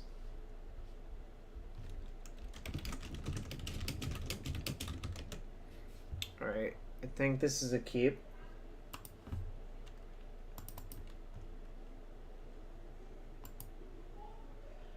Ooh, is it a mirror? Looks like a mirror. This might take a while.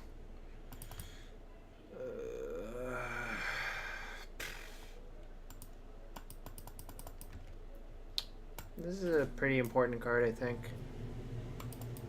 In the mirror. These are like kind of bad now.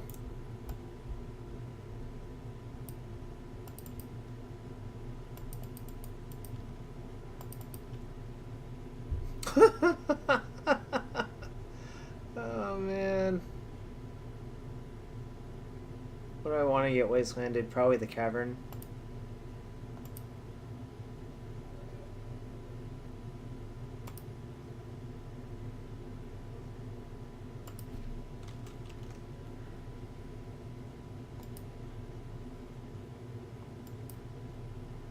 Yeah, I'm stone forging for GT.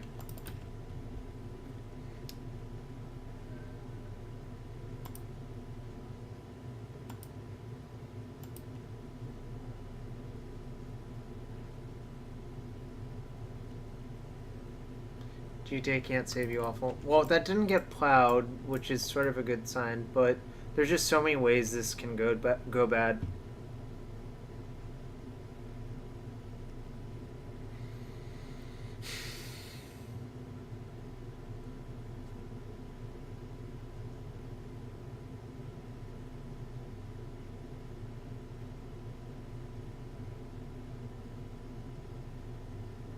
Well, he doesn't have another land, which is probably good for me. I wonder if I should just play Thalia. I think I'm going to. Attacking seems terrible, so I'm not going to do that. Weird, why wouldn't you just... Thought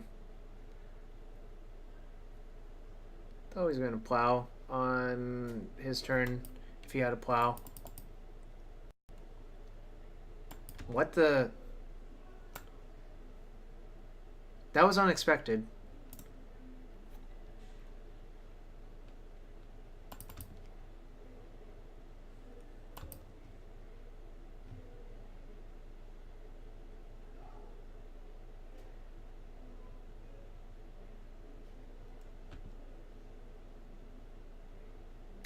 I don't even know what's going on anymore. I guess I should attack because I can't really block.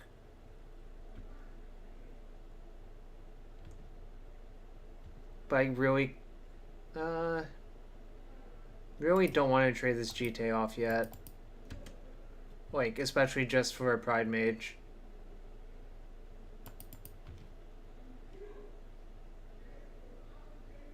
I don't know why there is green in my opponent's deck. This is all very confusing. Flicker Wisp. I'm probably going to get buried by that, which sucks, but...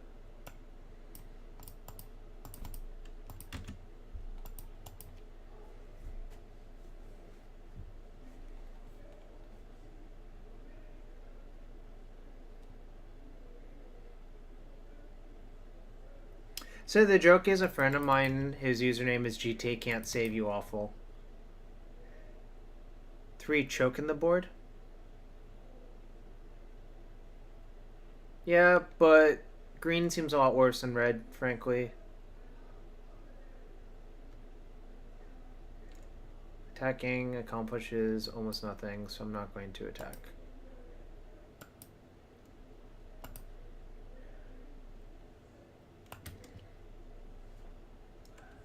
Like, if I attack, he just blocks and flickers. I don't know. Remedy Nap, I think, is not great. Yeah, fetch would be fantastic because I can just get Pia recursion going.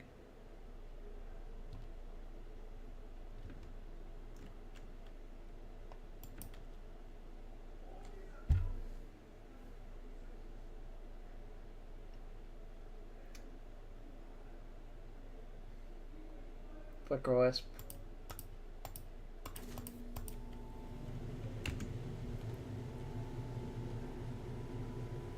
He's building the world's slowest Squadron Hawk, except they're much faster at killing people, so...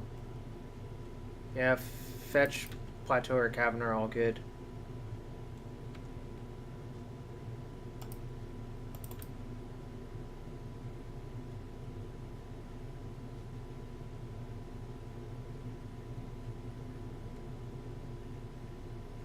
What do I want to do?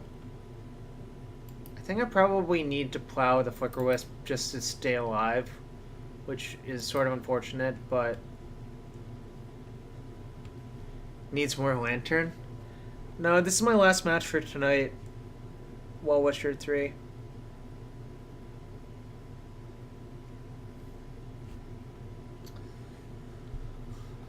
Caracas plus Pia.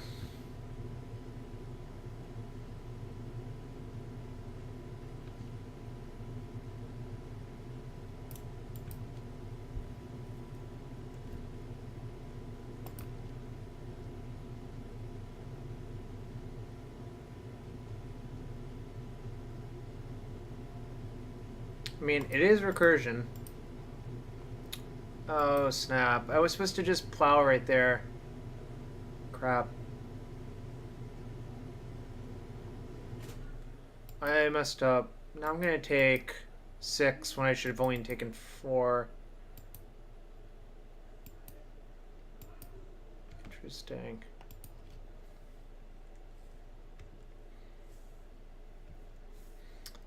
You missed a view of my closet?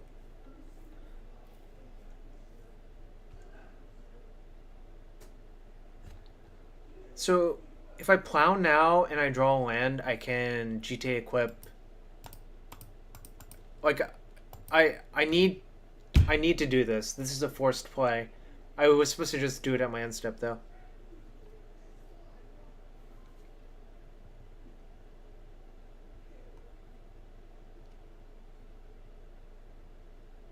Well, actually I can't if he's smart because he can just flicker the Thalia.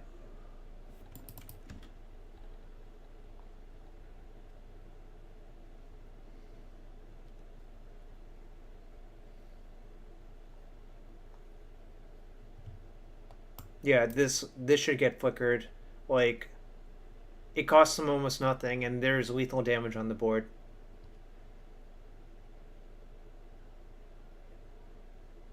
An alternative play is to just go after Plateau, actually. Huh. Alright. Good beats.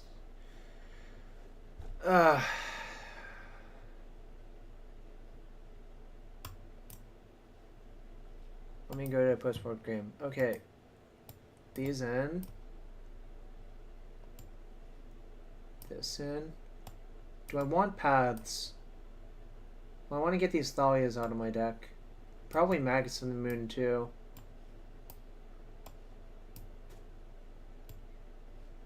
So this actually lines up perfectly, but I want another Recruiter. So get the other Magus out. So it should look like these 7. This looks correct, I think. 4, 5, 6, 7, 4, 5, 6, 7.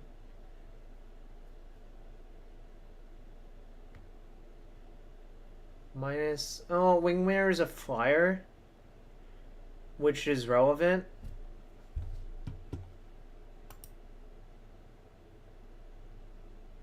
I can switch Wingmare for Crusader. Okay.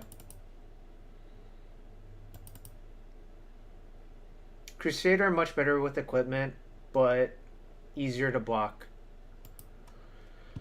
Wow, that game was horrendous.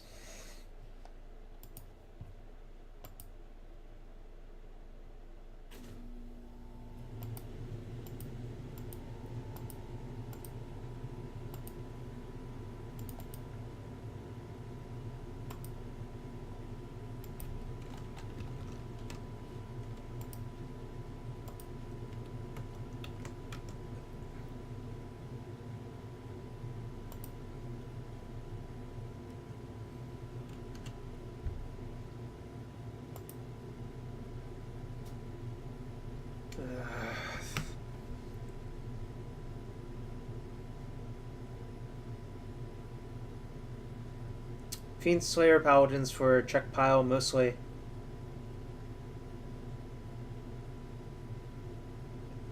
This hand seems pretty bad, actually. I'm gonna mulligan. Alright, I mean, I guess I'm supposed to keep this, even though 4 sulfur elementals in the side.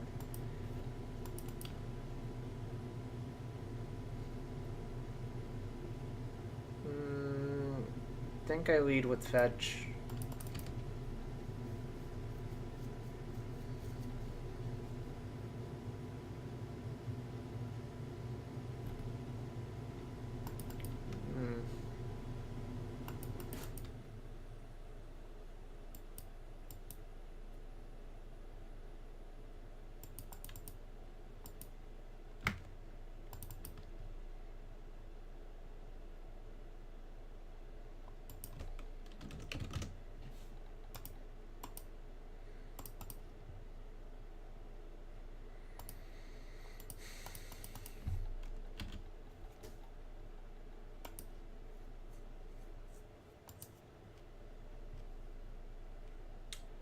Feeling not great about this game, too.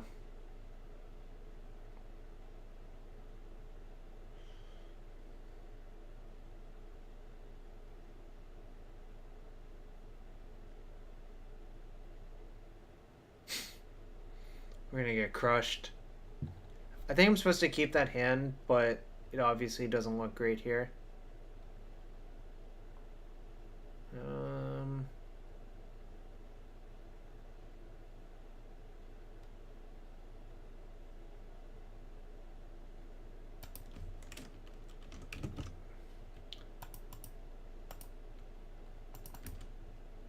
No, I don't want to play port because I think I might need it later.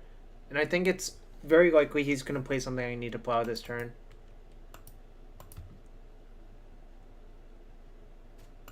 Like this.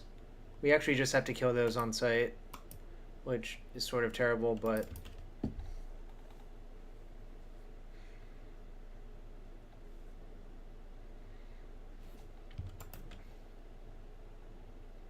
Okay, that's reasonable, I suppose.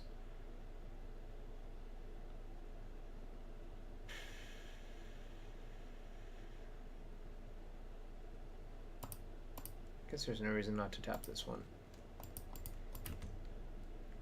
Because I can't actually cast anything off the cavern anyways.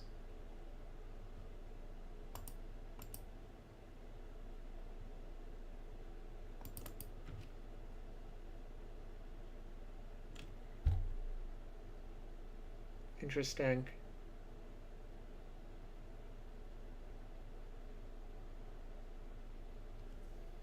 Well, also Cavern just doesn't cast anything. That's the real reason to cast that.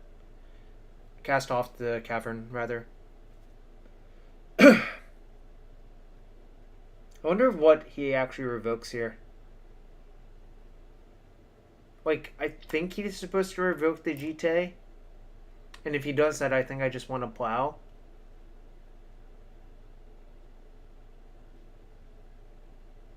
Okay.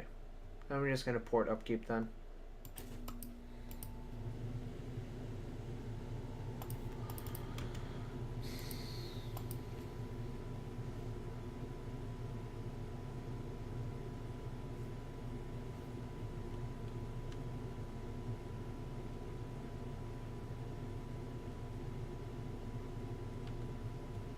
I don't think I want to plow here.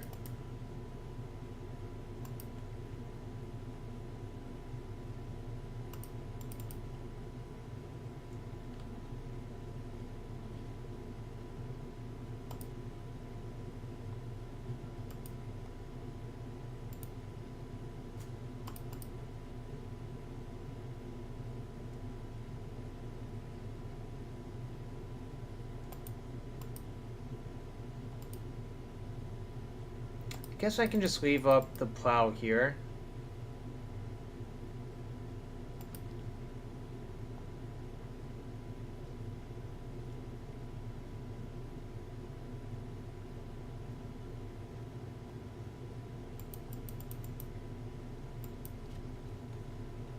This is unfortunate.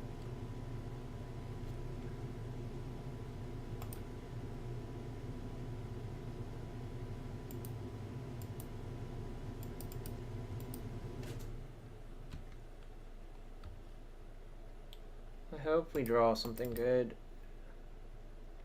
That's not really that good.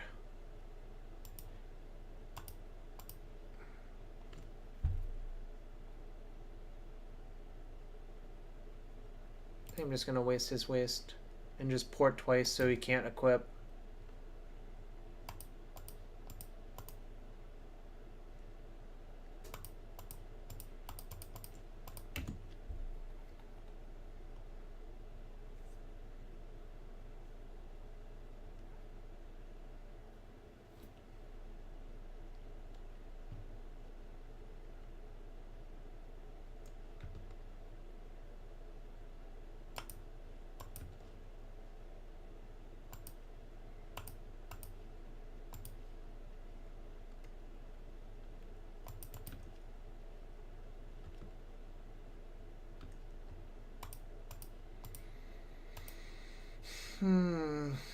Hope we draw a recruiter soon.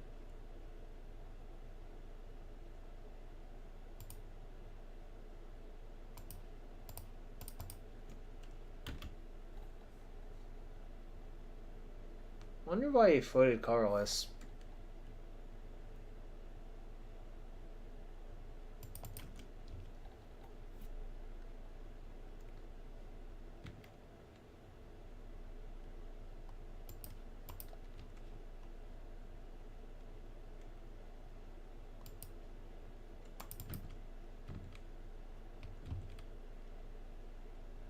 Basically, I'm just taking the damage because I think I can play around a Flicker Wisp.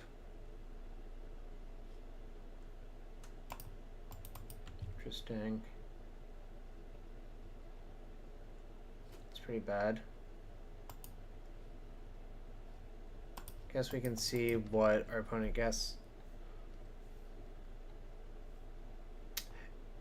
Evil Gem iOS 1. That's not going to work unless you reg. Or sub, rather.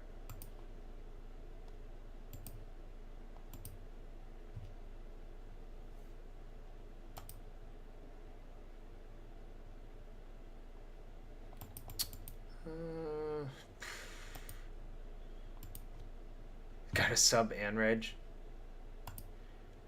Yeah, something like that. Draw Recruiter, we're actually in pretty good shape because I think I would just get Cunning Spark Mage and start shooting his creatures down.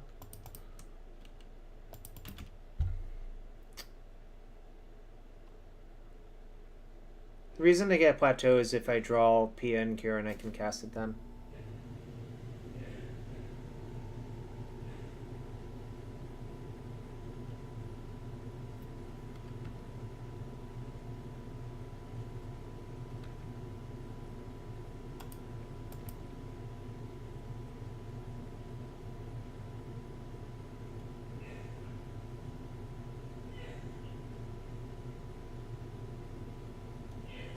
I think I'm just gonna path upkeep because I really don't want to give him mana. Even though, like, obviously that's kind of a bad play. Like, to rampant growth him. The problem is I'm just such on the back foot.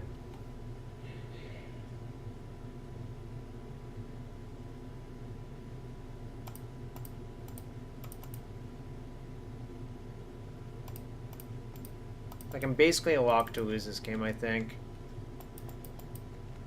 Because we haven't drawn many spells that, like, do anything.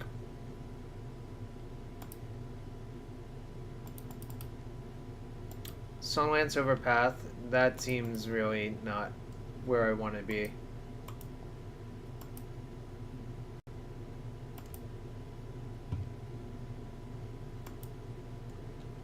I don't think Ambush Vipering was worth it.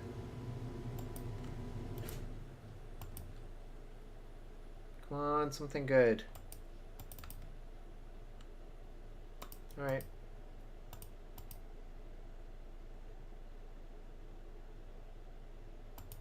I don't think that's necessarily wrong. What the heck? That was weird.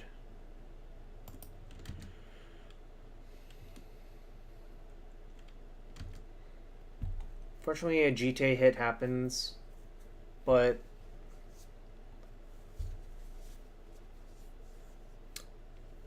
no, White Magus of the Moon. Oh, that's fair.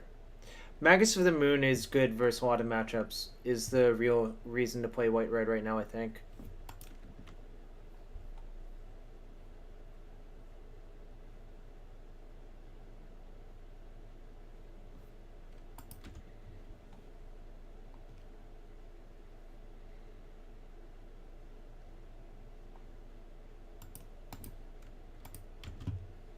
So this forces GTA to be used on PN Kieran, sort of.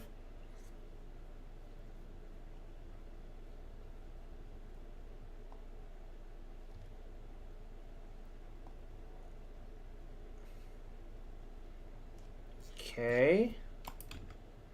Really hope I just draw Caracas.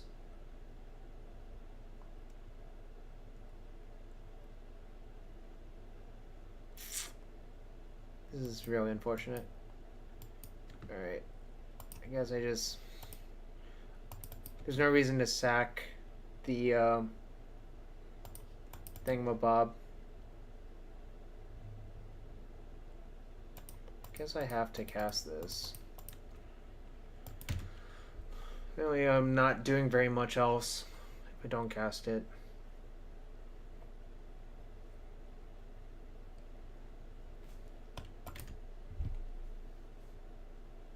Yeah, no land, no creatures.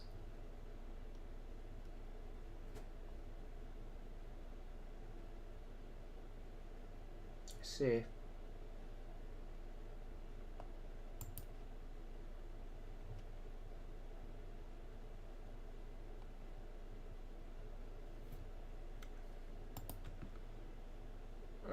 We need to draw something good, and we, like, need to draw it right now.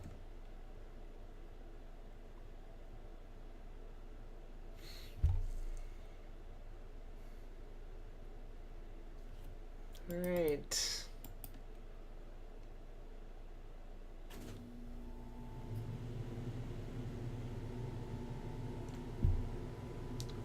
How can we get out of this, I guess, is the question.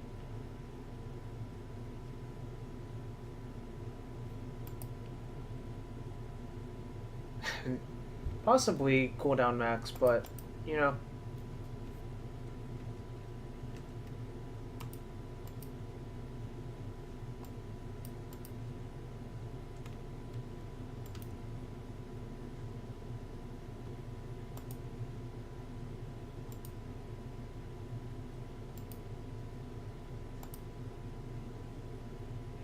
Well, I'm leaving after this match, so I'm going to fight it to the bitter end.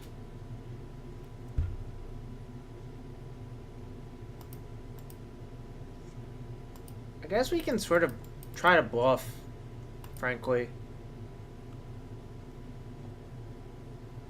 Maybe he doesn't equip.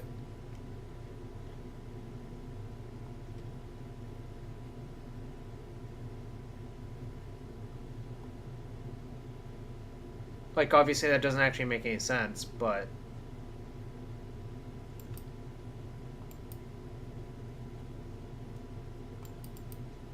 He was sandbagging a land. Alright. Okay, well, he called the bluff, which means we can't do very much. So we have to draw a recruiter.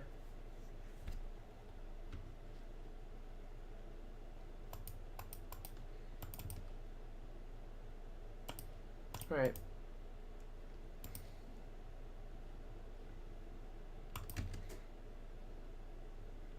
That was one of the better draws in the deck, I think.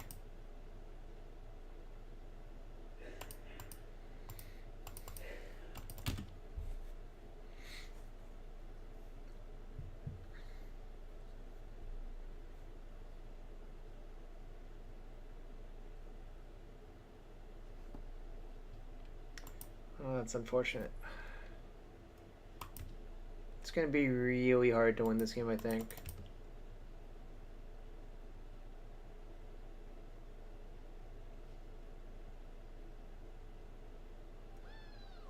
He has 3 counters, so we really should wait for a revoker first.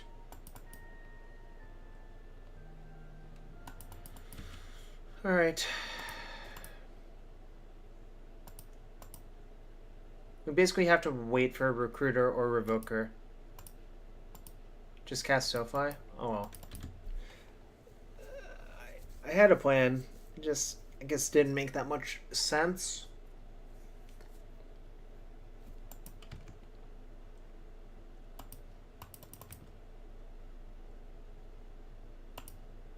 Alright.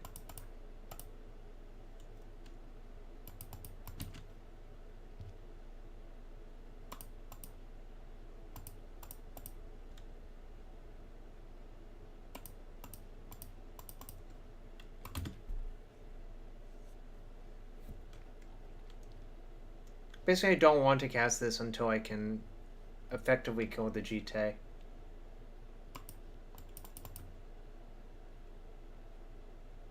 No, that's a good point, too.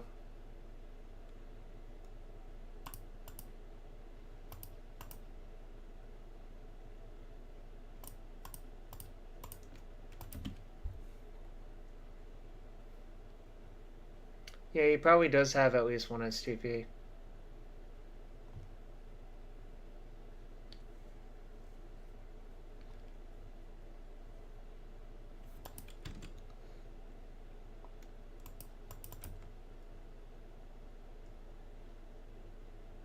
Okay, nice.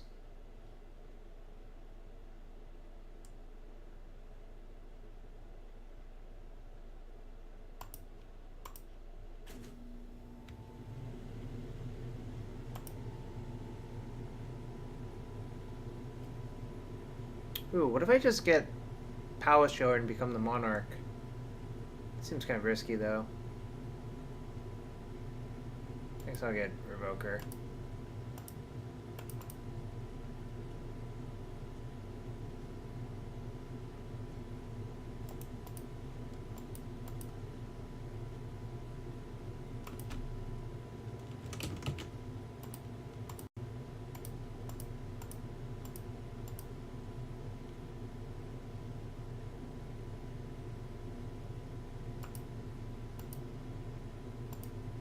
Oh, I should have gotten Pia and Karen.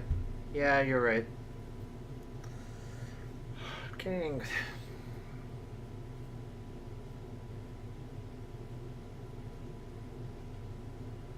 No, the reason to get Pia and Karen is that Caracas protects it. Because that was actually very likely to happen.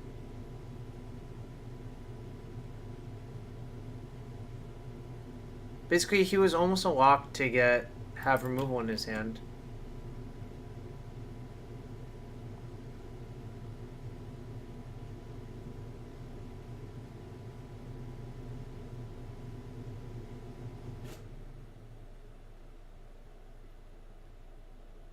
Yeah, the game just doesn't make sense if he doesn't have anything good in his hand.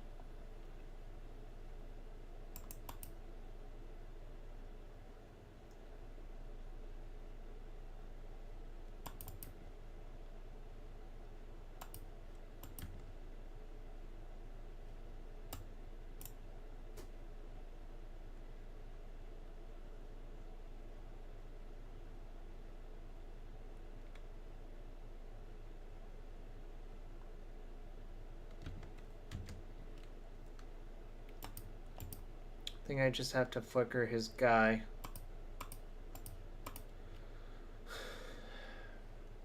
This also makes sense. Oh, flicker his vial? That doesn't make any sense because this still trades with that because it has 3 power.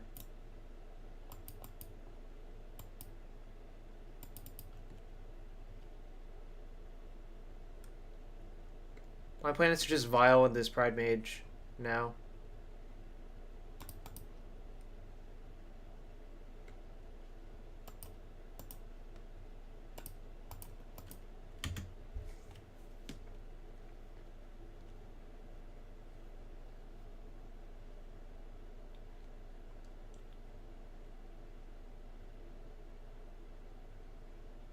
It's not great because you can always just kill the Sword of Fire and Ice. Whatever, I'll just sick of drawing lands. And plus this is the last target in the deck for that.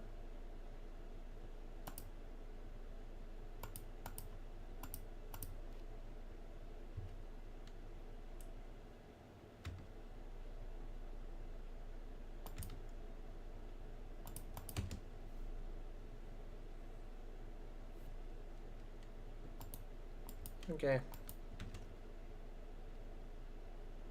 Why do you let the equip resolve?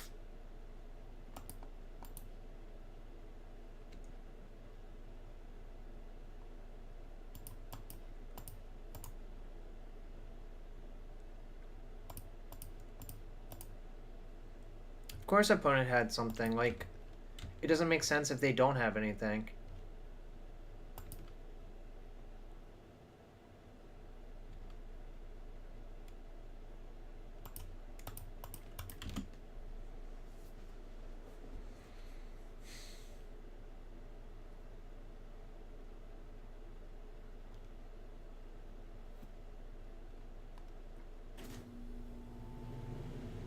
That's bad.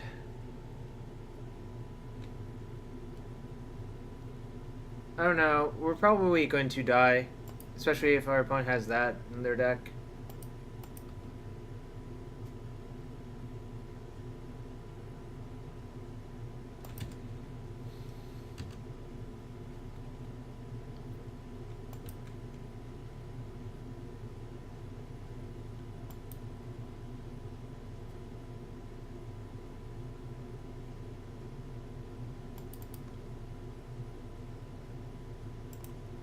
Alright, I'm gonna pack it in and leave now. This obviously I didn't play perfectly, but I also think I got sort of outdrawn. which, you know, can happen. Alright, I have to head out, y'all. Thanks for, well, I had to leave at 9, which is why I'm actually packing it in. But thanks for hanging out, y'all. Let's see, who else is battling that I know?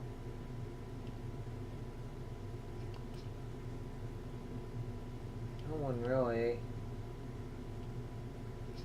Alright, I'm just... Well, okay. Yes, she's cool. Anyways, see y'all.